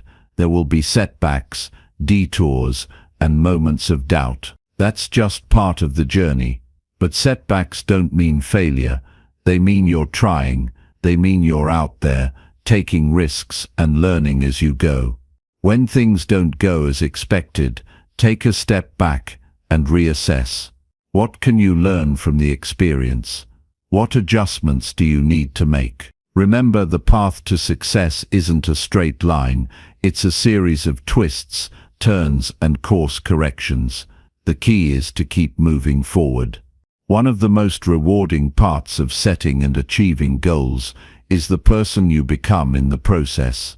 It's not just about reaching the destination, it's about the growth and transformation that happen along the way. Every time you push past a challenge, every time you achieve something you once thought was impossible, you're building confidence and resilience. You're proving to yourself that you have what it takes to create the life you want, and that sense of accomplishment, that's priceless. As you think about your own goals, take a moment to imagine what your life could look like a year from now, 5 years from now, or even 10 years from now. Picture yourself living the life you've always wanted, the career, the relationships, the health, the financial stability. How does it feel? What's different? That vision is your future, and it's waiting for you to claim it. All it takes is a decision to start, followed by consistent, intentional action. So, where do you begin? Right here, right now. Take out a piece of paper and write down one goal that matters to you. It doesn't have to be perfect or elaborate, just something that excites you and feels meaningful. Then write down the first small step you can take toward that goal. Commit to taking that step today, no matter how small it seems, because that's how success begins, with one clear goal, one small step, and a commitment to keep moving forward. The rest will follow. Chapter 12. Building a supportive network. The people you surround yourself with can make or break you. It's a truth as old as time, but one we often overlook. Think about it. The voices you hear the most, the attitudes you absorb, and the energy you engage with every day have a direct impact on your thoughts, your decisions, and ultimately your success. If you're surrounded by negativity, it's only a matter of time before you start to feel the weight of it yourself. But if you're surrounded by people who inspire you, uplift you, and challenge you to grow, your life begins to reflect that positivity and drive. Let's start by acknowledging something simple but profound. You don't get to choose the family you're born into, but you do get to choose the relationships you nurture. You can decide who gets to influence your thoughts and your journey. And yes, that means some hard decisions might be necessary. Not everyone in your life is meant to stay forever. Some people are there for a season, and others are meant to walk the long road with you. Part of building a supportive network is learning to identify which is which. It's important to take a close look at the relationships in your life. Be honest with yourself. Are the people around you helping you grow, or are they holding you back? Are they pouring encouragement into you, or are they draining your energy with complaints, doubts, or criticism?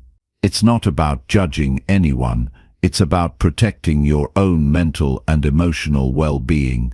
Sometimes, people mean well but don't realize the impact their negativity or lack of ambition has on those around them. If you notice that a relationship consistently leaves you feeling down, it's worth considering how much time and energy you're giving to that person. At the same time, don't underestimate the value of seeking out people who challenge you in a healthy way. A supportive network isn't just about finding people who agree with you all the time or who make you feel comfortable. It's also about surrounding yourself with individuals who inspire you to think bigger, work harder, and aim higher. These are the people who see potential in you even when you can't see it in yourself. They're the ones who encourage you to take risks, who cheer you on when you succeed, and who help you find your footing when you stumble. Building this kind of network takes effort and intention. It's not something that happens by accident. You have to be willing to put yourself out there, to connect with new people, and to nurture relationships that align with your values and goals. One of the best ways to start is by getting clear on the kind of support you need. Maybe you're looking for a mentor to guide you in your career. Maybe you need friends who share your passion for personal growth. Or maybe you're seeking a community that shares your values and beliefs. Whatever it is, clarity will help you recognize the right opportunities when they come along. Sometimes, building a supportive network means stepping outside your comfort zone. It might mean joining a group, attending events, or reaching out to someone you admire. These things can feel intimidating at first, but they're often where the magic happens. When you put yourself in environments where growth-minded people gather, you increase your chances of connecting with individuals who can truly support and inspire you. And here's the thing, most people are more approachable than you think. A kind word, a genuine compliment, or a thoughtful question can open the door to meaningful connections. While you're focusing on building a positive network, remember that relationships are a two-way street. It's not just about what others can do for you, it's about what you can bring to the table as well. Are you the kind of person others would want in their corner? Do you offer encouragement, share wisdom, and celebrate the successes of those around you? Be intentional about how you show up in your relationships. The energy you give often determines the energy you receive. One of the challenges you might face as you build your network is dealing with toxic relationships. These are the connections that drain you emotionally, leave you feeling unsupported, or even discourage you from pursuing your goals. It's not easy to let go of these relationships, especially if they're long-standing or tied to people you care about deeply. But sometimes, letting go is necessary for your own well-being and growth. If a relationship consistently brings you stress or negativity, it's okay to set boundaries or to step back. It's not selfish, it's self-care. As you strengthen your network, don't forget to appreciate the people who've been there for you along the way. Gratitude goes a long way in maintaining and deepening relationships. Take the time to thank those who've supported you, encouraged you, or simply listened when you needed to talk. A heartfelt note, a phone call, or even a simple thank you can mean the world to someone who's invested in your success. Over time, you'll notice that a strong, supportive network becomes more than just a collection of relationships. It becomes a source of strength, encouragement, and accountability. It becomes a foundation for your growth and a reminder that you don't have to walk this journey alone. Life is challenging enough without trying to do it all on your own. Surrounding yourself with the right people can make all the difference, not just in achieving your goals but in enjoying the process along the way. Remember, the relationships you choose to invest in today shape the life you'll live tomorrow. Choose wisely.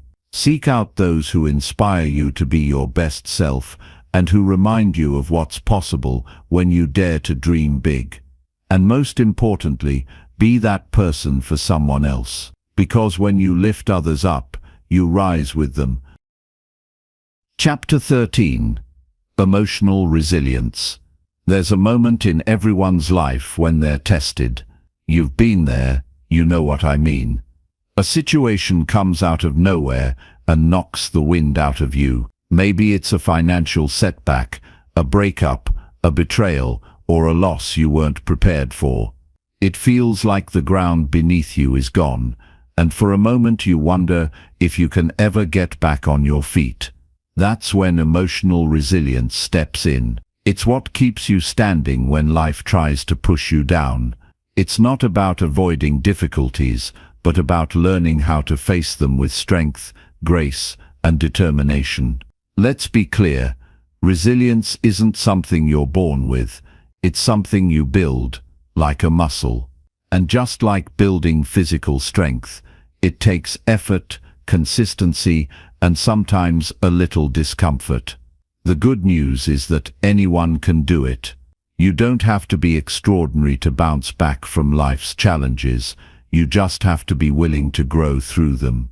Every setback is an opportunity to become stronger, wiser, and more equipped to handle whatever comes your way next. The first step in building emotional resilience is acknowledging that life is unpredictable. You can plan, prepare, and hope for the best, but the truth is, things won't always go the way you want them to. That doesn't mean you're powerless. It means you have to learn to adapt. Resilience is about flexibility. It's about understanding that you can't control everything that happens, but you can always control how you respond. Think about that for a moment. Your response is your power. Even in the face of adversity, you have a choice. One of the most important choices you can make is to shift your perspective. When something difficult happens, it's easy to get stuck in a mindset of why me, or this isn't fair. And while those feelings are valid, they won't move you forward. Instead, try asking yourself, what can I learn from this, or how can I grow because of this? It's not about ignoring the pain or pretending everything is fine. It's about finding meaning in the struggle. When you can see challenges as opportunities for growth, they lose some of their power to overwhelm you. Another key to resilience is learning to manage your emotions in the heat of the moment. It's normal to feel angry, sad, or frustrated when things go wrong. Those emotions are part of being human, but letting them control you is a different story. Emotional resilience means being able to feel your feelings without being ruled by them.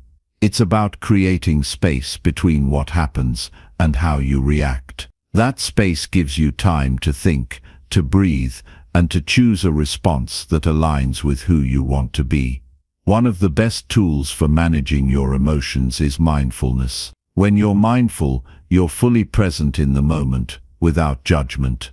You're not dwelling on the past or worrying about the future, you're simply here, now. That kind of focus can be incredibly grounding, especially in times of stress.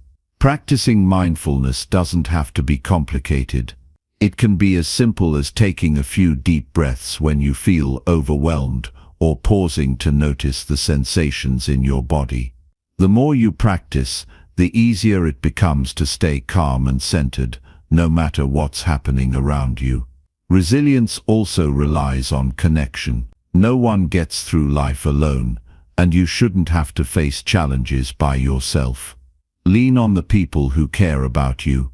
Share your struggles with a trusted friend, family member, or mentor. Sometimes just talking about what you're going through can lighten the load, and don't underestimate the power of helping others too. When you support someone else in their time of need, you not only strengthen your relationship, but also remind yourself of your own strength and capacity to give. Taking care of yourself physically is another crucial part of building resilience.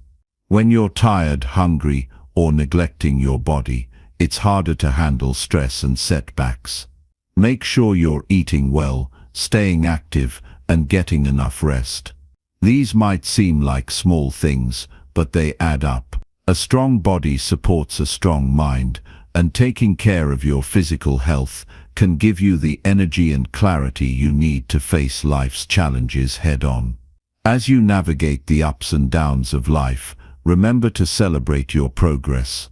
Resilience isn't about never falling, it's about always getting back up. Every time you face a challenge and come out the other side, you're proving to yourself that you're capable of more than you thought. Take pride in those moments. They're evidence of your strength, your courage, and your ability to grow.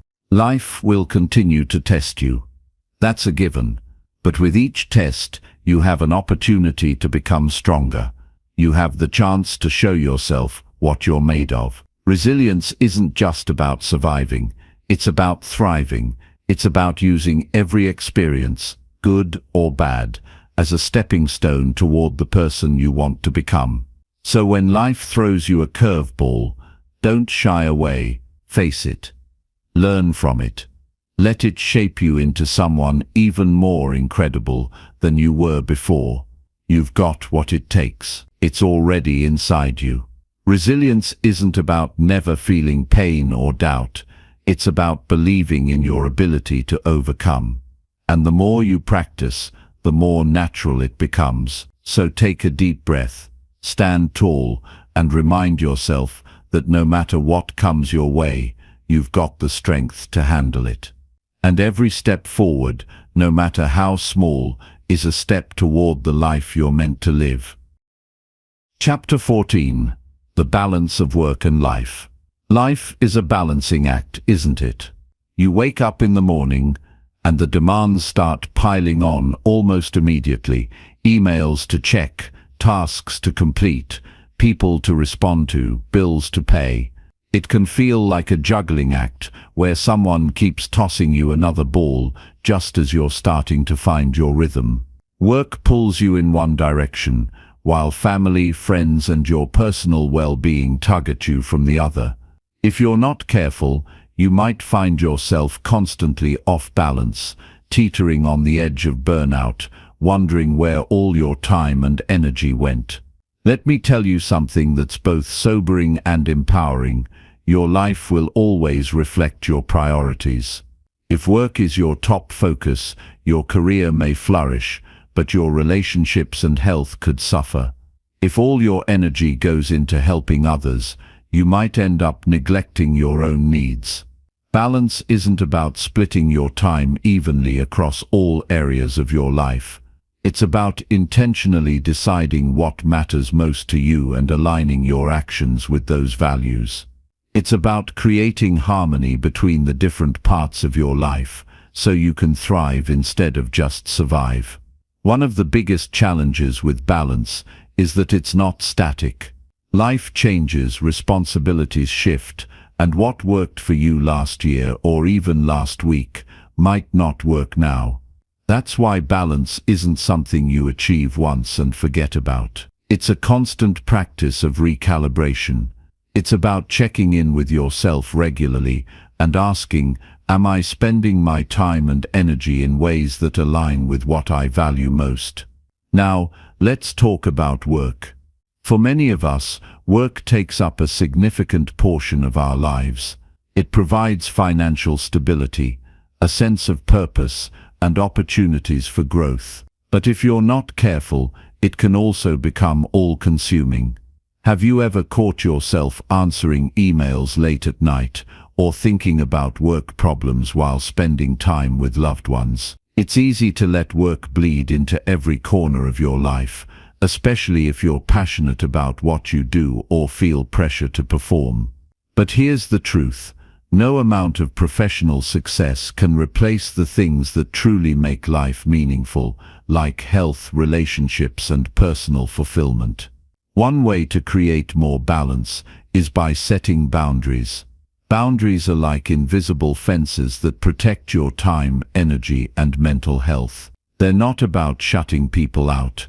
They're about creating space for the things that matter most. Maybe that means turning off work notifications after a certain time each day, or learning to say no to commitments that don't align with your priorities. At first, setting boundaries might feel uncomfortable, especially if you're used to being available 24/7. But remember, every time you say yes to one thing, you're saying no to something else. Make sure your yeses align with the life you want to create. Another important part of balance is making time for rest and renewal. We live in a culture that often glorifies busyness, where being constantly on is seen as a badge of honor. But the truth is, you can't pour from an empty cup. Rest isn't a luxury, it's a necessity.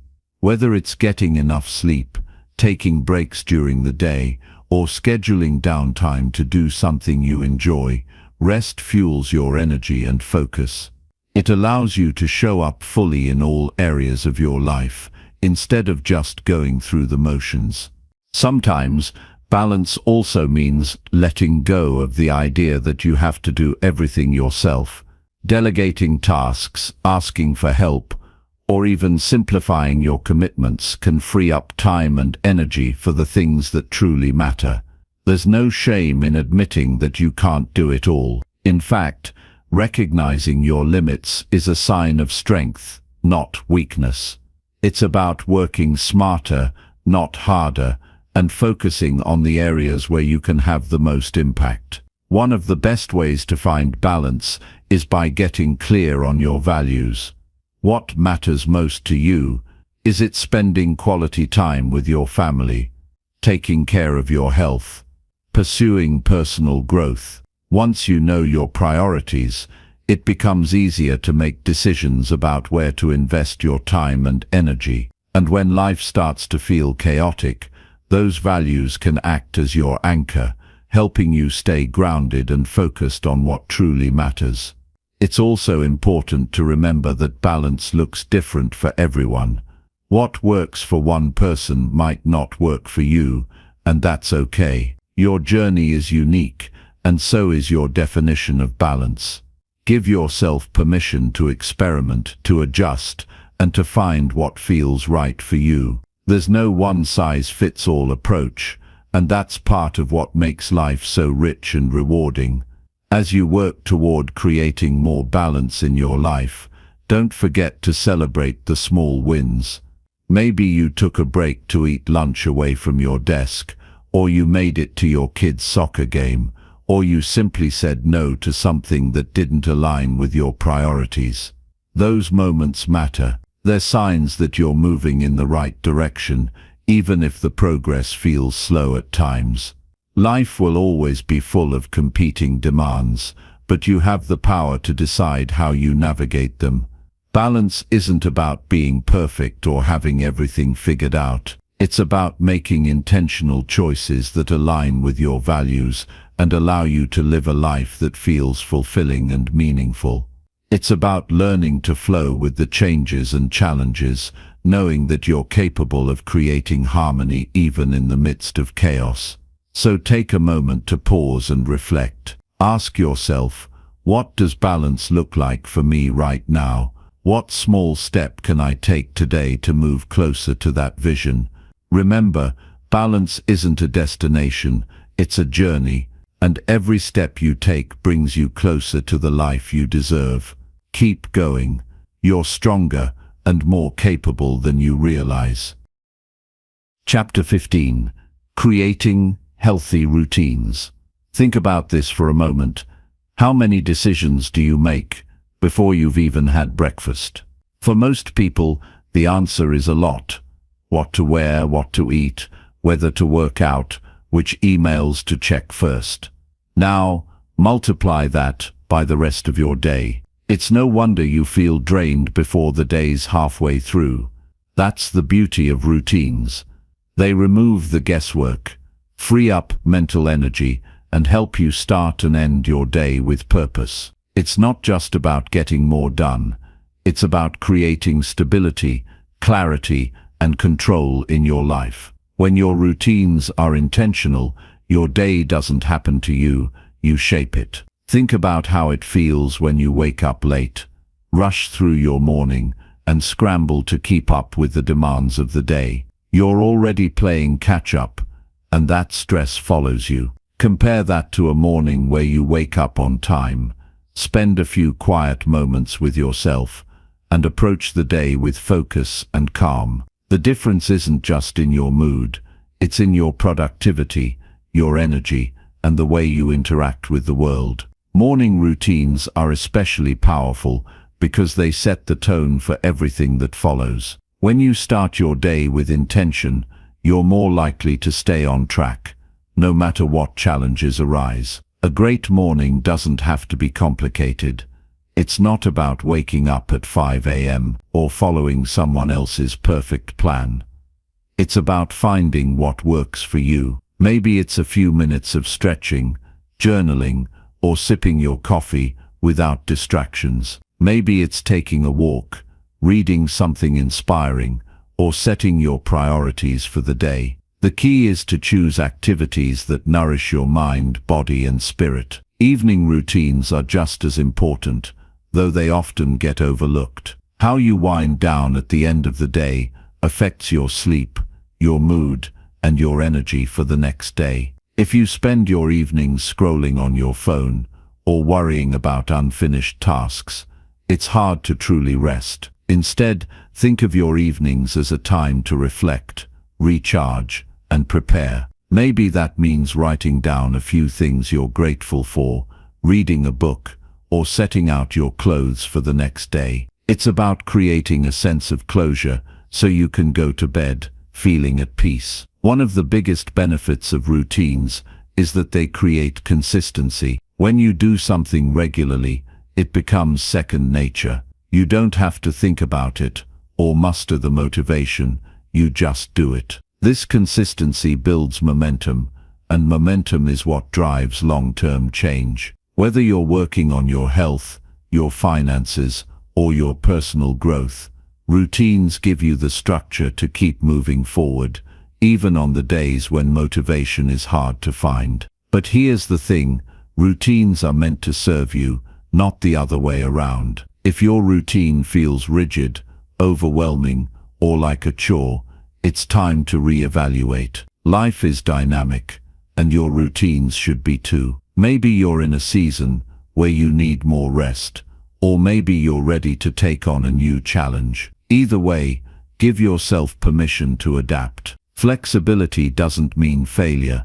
It means you're paying attention to what you need in the moment. Let's talk about creating routines that stick. Start small. It's tempting to overhaul your entire day at once, but that often leads to burnout. Instead, focus on one habit at a time. Maybe you want to start exercising in the morning, or spend 10 minutes meditating before bed. Once that habit feels solid, you can add another. Think of it like building a foundation, one brick at a time. Make your routines enjoyable. If you dread your morning workout or hate your nightly chores, it's going to be hard to stay consistent. Look for ways to make these activities more pleasant. Listen to your favorite music while you clean up.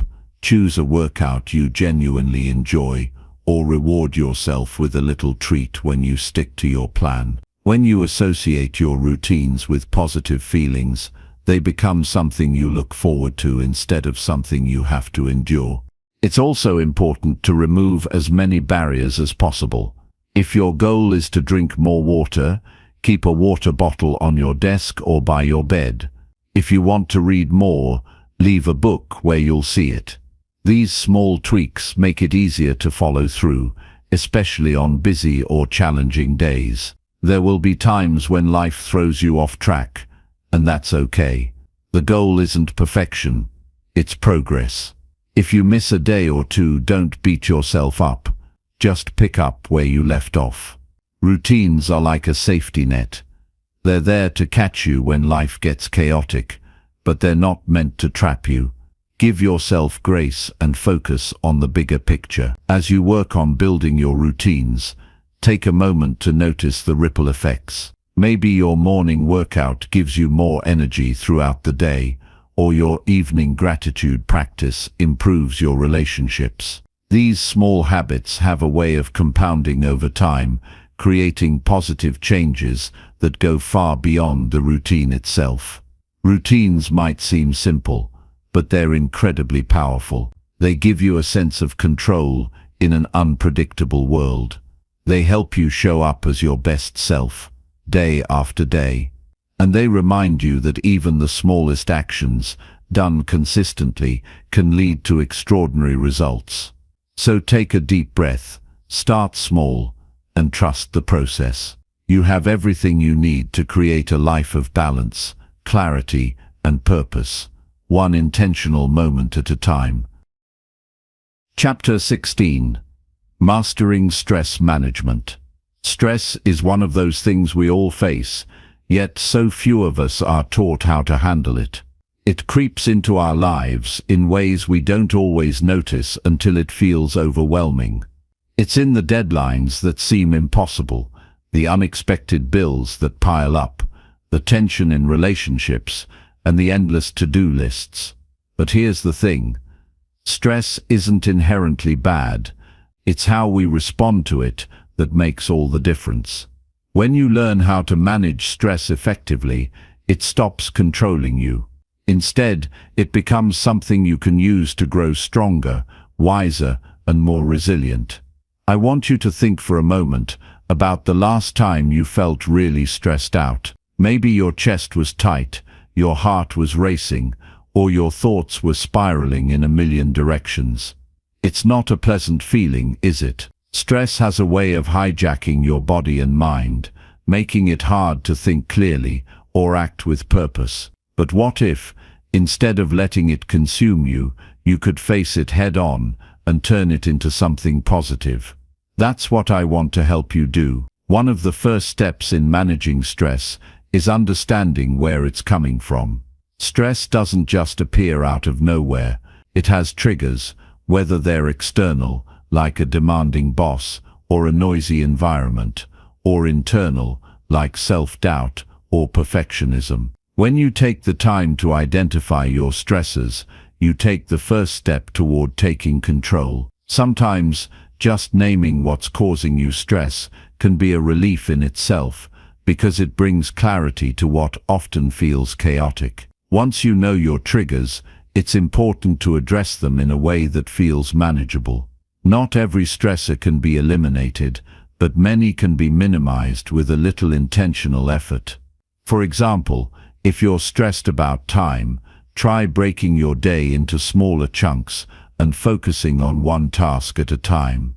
If you're feeling overwhelmed by clutter, take just 5 minutes to tidy up a space that's bothering you.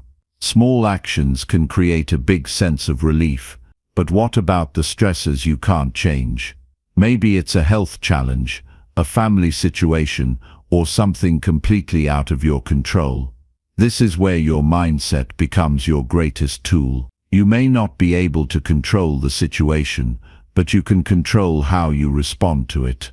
Instead of focusing on what's wrong, look for what you can learn or how you can grow. Every challenge carries a lesson if you're willing to see it. Another powerful way to manage stress is to create moments of calm in your day. Life is busy, but even in the busiest seasons, there's always room to pause. It could be as simple as taking a few deep breaths, going for a walk, or sitting quietly with your thoughts. These moments aren't a luxury, they're a necessity. They give your mind and body a chance to reset, so you can face your challenges with clarity and strength. Physical activity is another fantastic stress reliever. When you move your body, whether it's through a workout, a dance session in your living room, or a stroll around the block, you're releasing built-up tension and boosting your mood. It doesn't have to be intense or time-consuming. The key is consistency. When you make movement a regular part of your life, you're equipping yourself to handle stress more effectively. Let's not forget the power of connection. Stress has a way of isolating us, making us feel like we're the only ones struggling. But the truth is, everyone faces stress, and there's incredible strength in sharing your burdens with someone you trust. Whether it's a friend, a family member, or a professional, talking things out can help you feel seen, heard, and supported. You don't have to carry it all on your own. It's also important to be mindful of how you talk to yourself during stressful times. Negative self-talk can make stress feel even heavier. If you catch yourself thinking things like, "I'll never get this done," or "I'm so bad at this," pause and reframe those thoughts. Remind yourself that you're doing your best and that it's okay to ask for help or take a break. Treat yourself with the same kindness you'd offer a friend. Sometimes, stress can actually be a signal that something needs to change. Maybe you've taken on too much, or you're not giving yourself enough time to rest and recharge. Use stress as a cue to evaluate your life and make adjustments where needed. It's not about being perfect, it's about finding a rhythm that works for you. One of the most powerful ways to transform stress is to focus on gratitude. When you're stressed, it's easy to get caught up in what's wrong. But when you take a moment to acknowledge what's good, it shifts your perspective. Maybe it's a kind word from a coworker, a beautiful sunset, or the fact that you got through a tough day. Gratitude doesn't erase stress, but it gives you the strength to face it with a lighter heart. Remember, managing stress is a skill, and like any skill, it takes practice. There will be days when it feels harder than others, and that's okay. What matters is that you keep showing up, keep trying, and keep learning. Stress doesn't have to control your life. With the right tools and mindset, you can turn it into a source of strength and growth. You've got this. Chapter 17. Saving and investing wisely. When it comes to money, there are two distinct paths you can take. You can either let your finances control you, or you can take control of them. Saving and investing wisely is one of the most empowering steps you can take toward financial freedom and peace of mind. It's not just about putting dollars in a bank account or chasing stock market trends. It's about building a foundation for your life, one that supports your dreams, protects your future, and allows you to live with intention. Let's start with saving, because that's where everything begins. Saving is often overlooked because it feels slow. It doesn't have the excitement of big purchases or flashy investments, but saving is what gives you stability. It's the cushion that keeps life's unexpected twists and turns from knocking you completely off course. It's the quiet but powerful act of saying, "I'm preparing for what's ahead." Whether it's a sudden car repair, a medical bill, or a once-in-a-lifetime opportunity, having money set aside gives you options. And options are freedom. The question is, how do you get into the habit of saving, especially if money feels tight? The key is to start small and stay consistent. It's not about how much you save at first, it's about building the habit. If all you can spare is $5 or $10 a week, start there. Over time, those small amounts add up, and more importantly, you'll develop the discipline of setting money aside. And as your financial situation improves, you can increase what you're saving. It's not the size of the steps that matters, it's the direction you're heading. Once you've developed a habit of saving, you can begin to think about investing. Investing is where your money starts to work for you. It's how you move from simply saving what you earn to growing your wealth over time. But let me be clear, investing isn't a get-rich-quick scheme. It's a long-term strategy. It requires patience, research, and a willingness to stick to your plan, even when the market doesn't look great. One of the most important things to understand about investing is that it's not just for rich people or financial experts. Anyone can learn to invest. You don't need a degree in finance or a six-figure income to get started. What you need is a willingness to learn and a mindset that values growth over time. Begin by educating yourself on the basics. Understand terms like stocks, bonds, mutual funds, and index funds. Learn about risk and diversification. There are countless free resources available today, books, podcasts, videos that can guide you. When you're ready to invest, start simple. If your workplace offers a retirement plan like a 401k or equivalent, take advantage of it. Many employers match your contributions up to a certain percentage, which is essentially free money. Don't leave that on the table. If a retirement plan isn't an option, consider opening an individual retirement account, IRA, or a brokerage account. The important thing is to take that first step. It might feel intimidating at first, but remember, every investor was a beginner once. Now let's talk about the emotional side of saving and investing, because that's just as important as the practical side. Money has a way of stirring up all kinds of feelings: anxiety, fear, excitement, even guilt. You might worry about whether you're saving enough or investing the right way. You might feel guilty about spending money on yourself, or hesitant to invest because it feels risky. These feelings are normal, but they don't have to hold you back. Acknowledge them, but don't let them control your decisions. The best way to combat financial fear is with knowledge and action. The more you understand about money, and the more steps you take to manage it, the less intimidating it becomes. I want you to think about what saving and investing could mean for your life.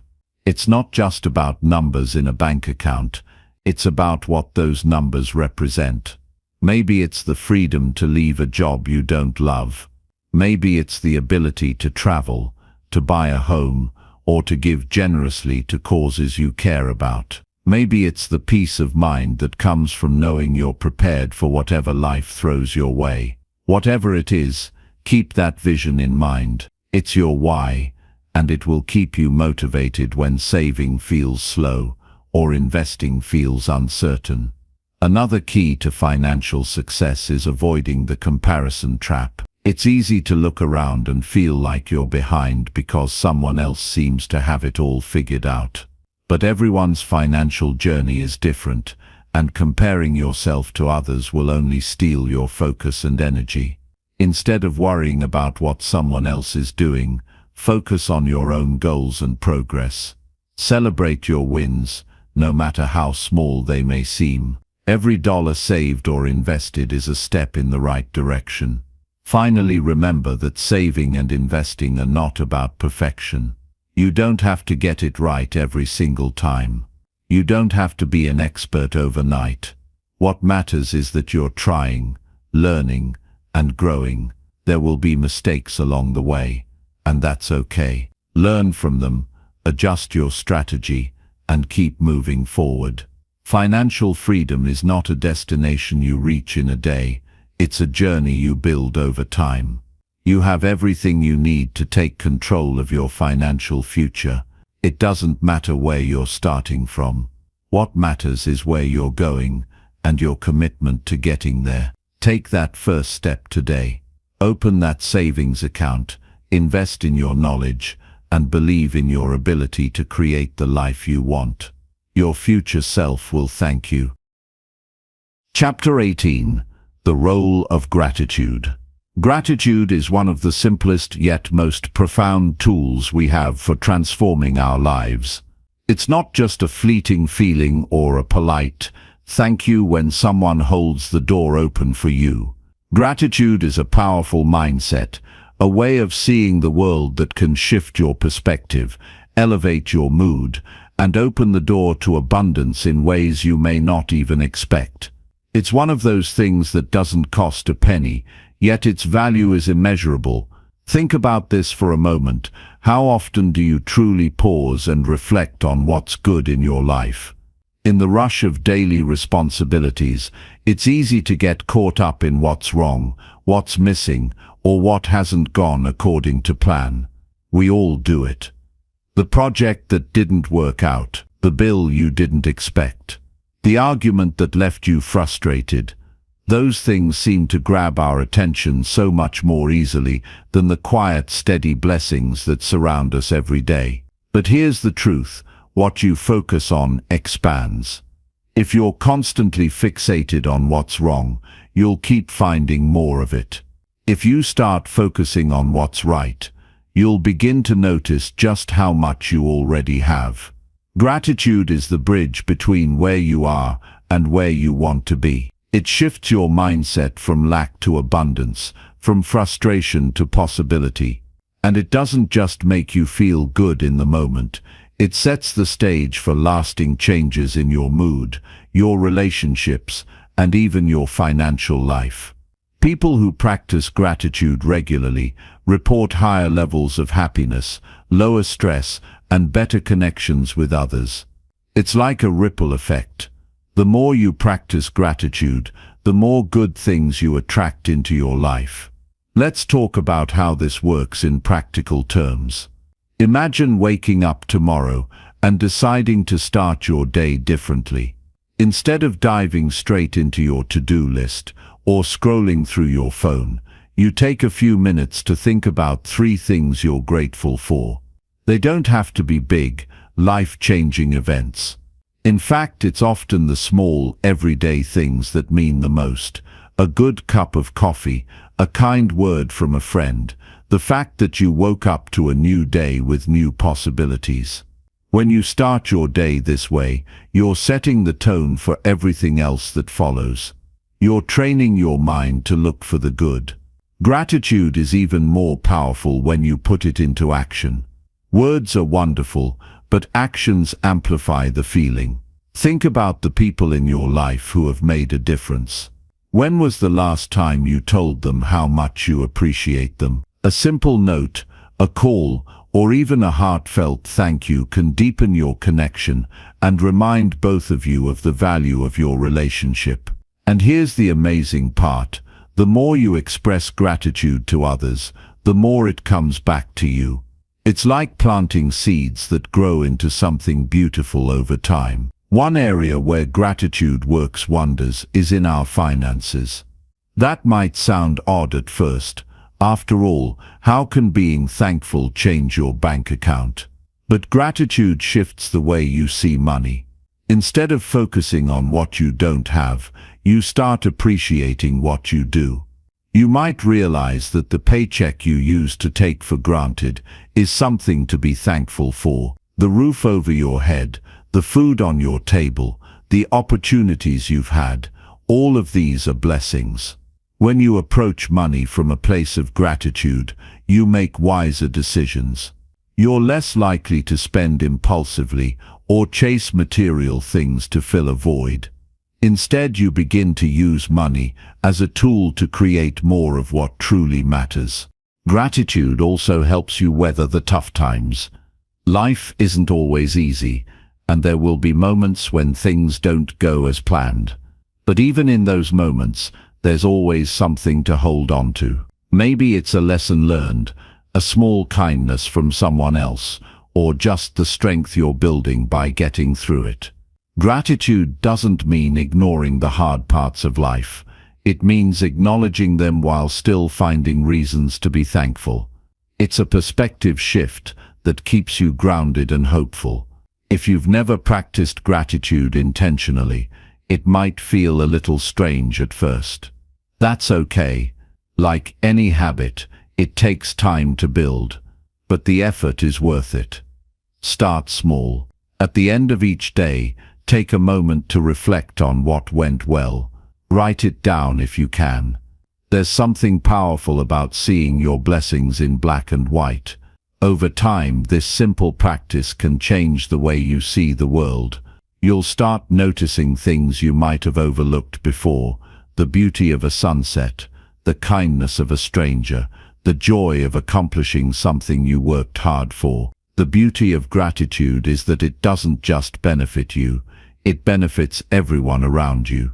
When you're thankful, you radiate positivity.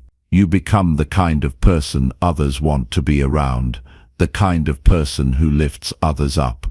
And that's a gift in itself. So take a deep breath and think about it. What are you grateful for right now?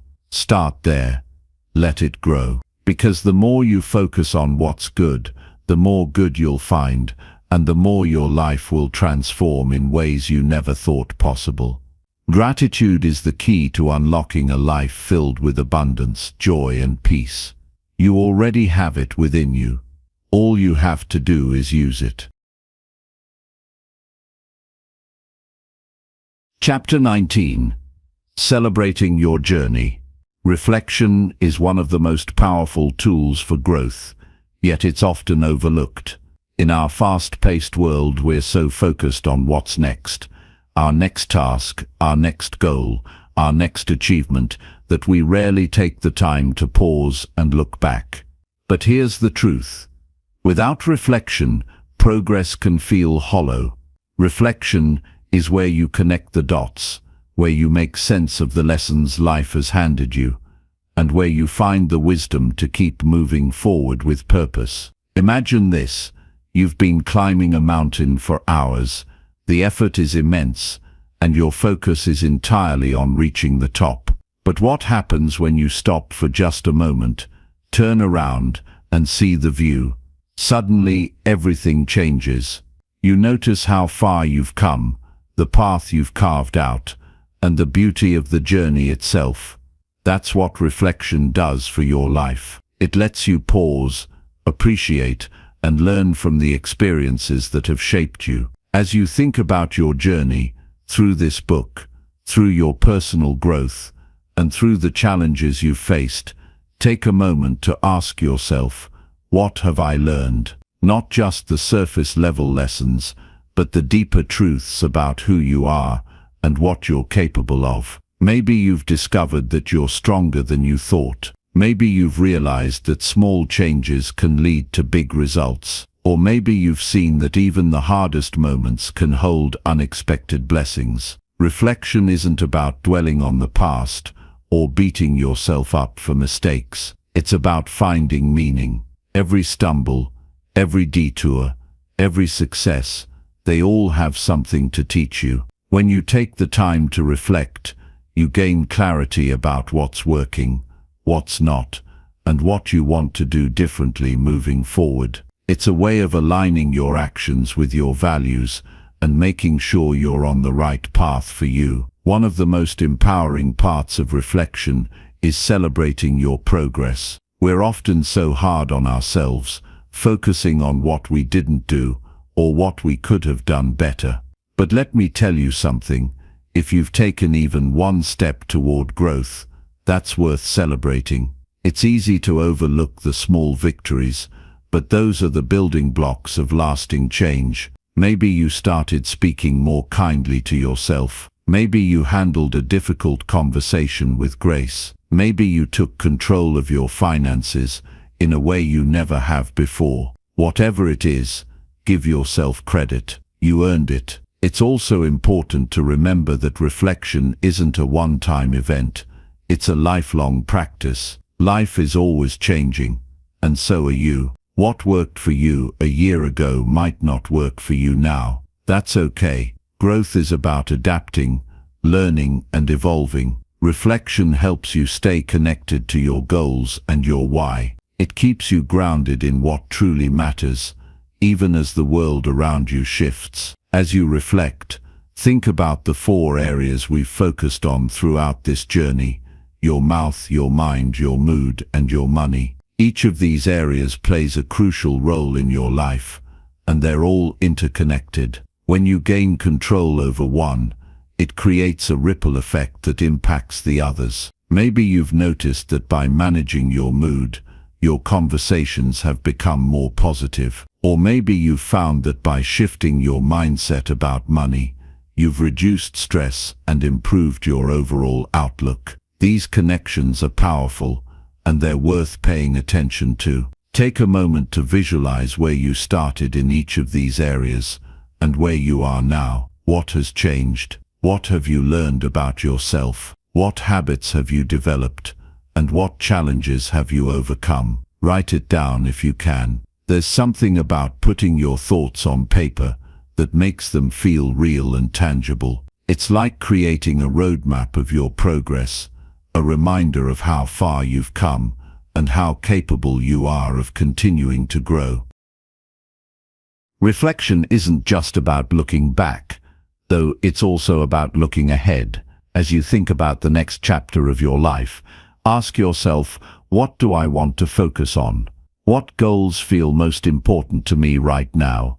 What steps can I take to build on the foundation I've created? Be specific. The more clarity you have, the easier it will be to take action.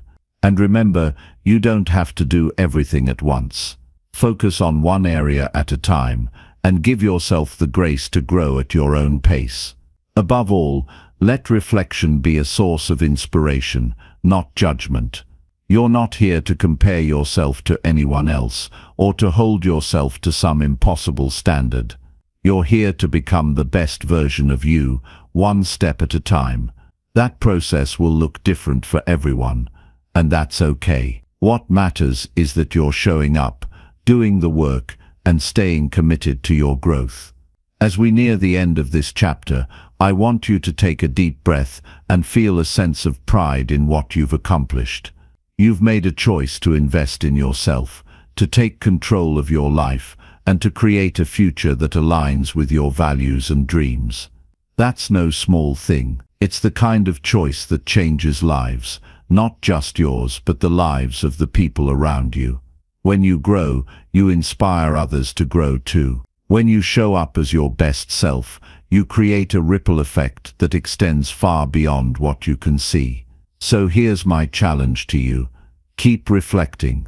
Make it a regular part of your life. Use it as a tool to stay connected to your purpose, to celebrate your progress, and to chart your course forward, because your journey isn't over. In fact, it's just beginning. And the best part, you have everything you need within you to keep growing, keep learning, and keep thriving. The journey is yours to shape, and I can't wait to see where it takes you. Chapter 20. Taking Charge. A Personal Action Plan. The reality is, life is unpredictable. No matter how much planning and preparation you put into something, there are always unexpected twists and turns. But here's the key. Your ability to take charge, no matter what life throws at you, will determine how much control you really have over your own future. And that starts with one crucial step, taking full responsibility for where you are and where you're going. I know this might sound intimidating, especially if you've been struggling to make real progress in your life. But here's something you need to hear right now. You are capable of more than you know. You've already come so far. Every challenge you've faced up until this point has equipped you with tools and lessons that will help you move forward. The question now is, what are you going to do with all of that? You have the power to change the trajectory of your life starting today. It doesn't matter what you didn't do yesterday or last week. What matters is that you choose to take control right now. This moment, this decision, is where your next chapter begins. You're already equipped with the wisdom you've gained from the previous chapters. You've learned how to control your mouth, mind, mood, and money.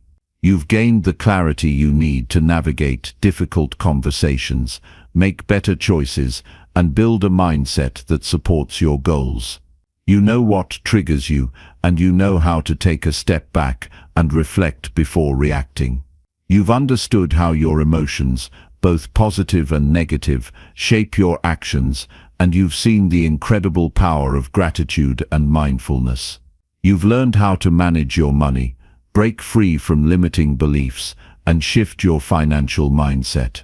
Now it's time to put everything you've learned into a cohesive action plan. It's time to take what you've absorbed throughout this journey and make it work for you in the real world. But here's the thing, a plan is nothing unless you take action on it. Knowing what to do isn't enough.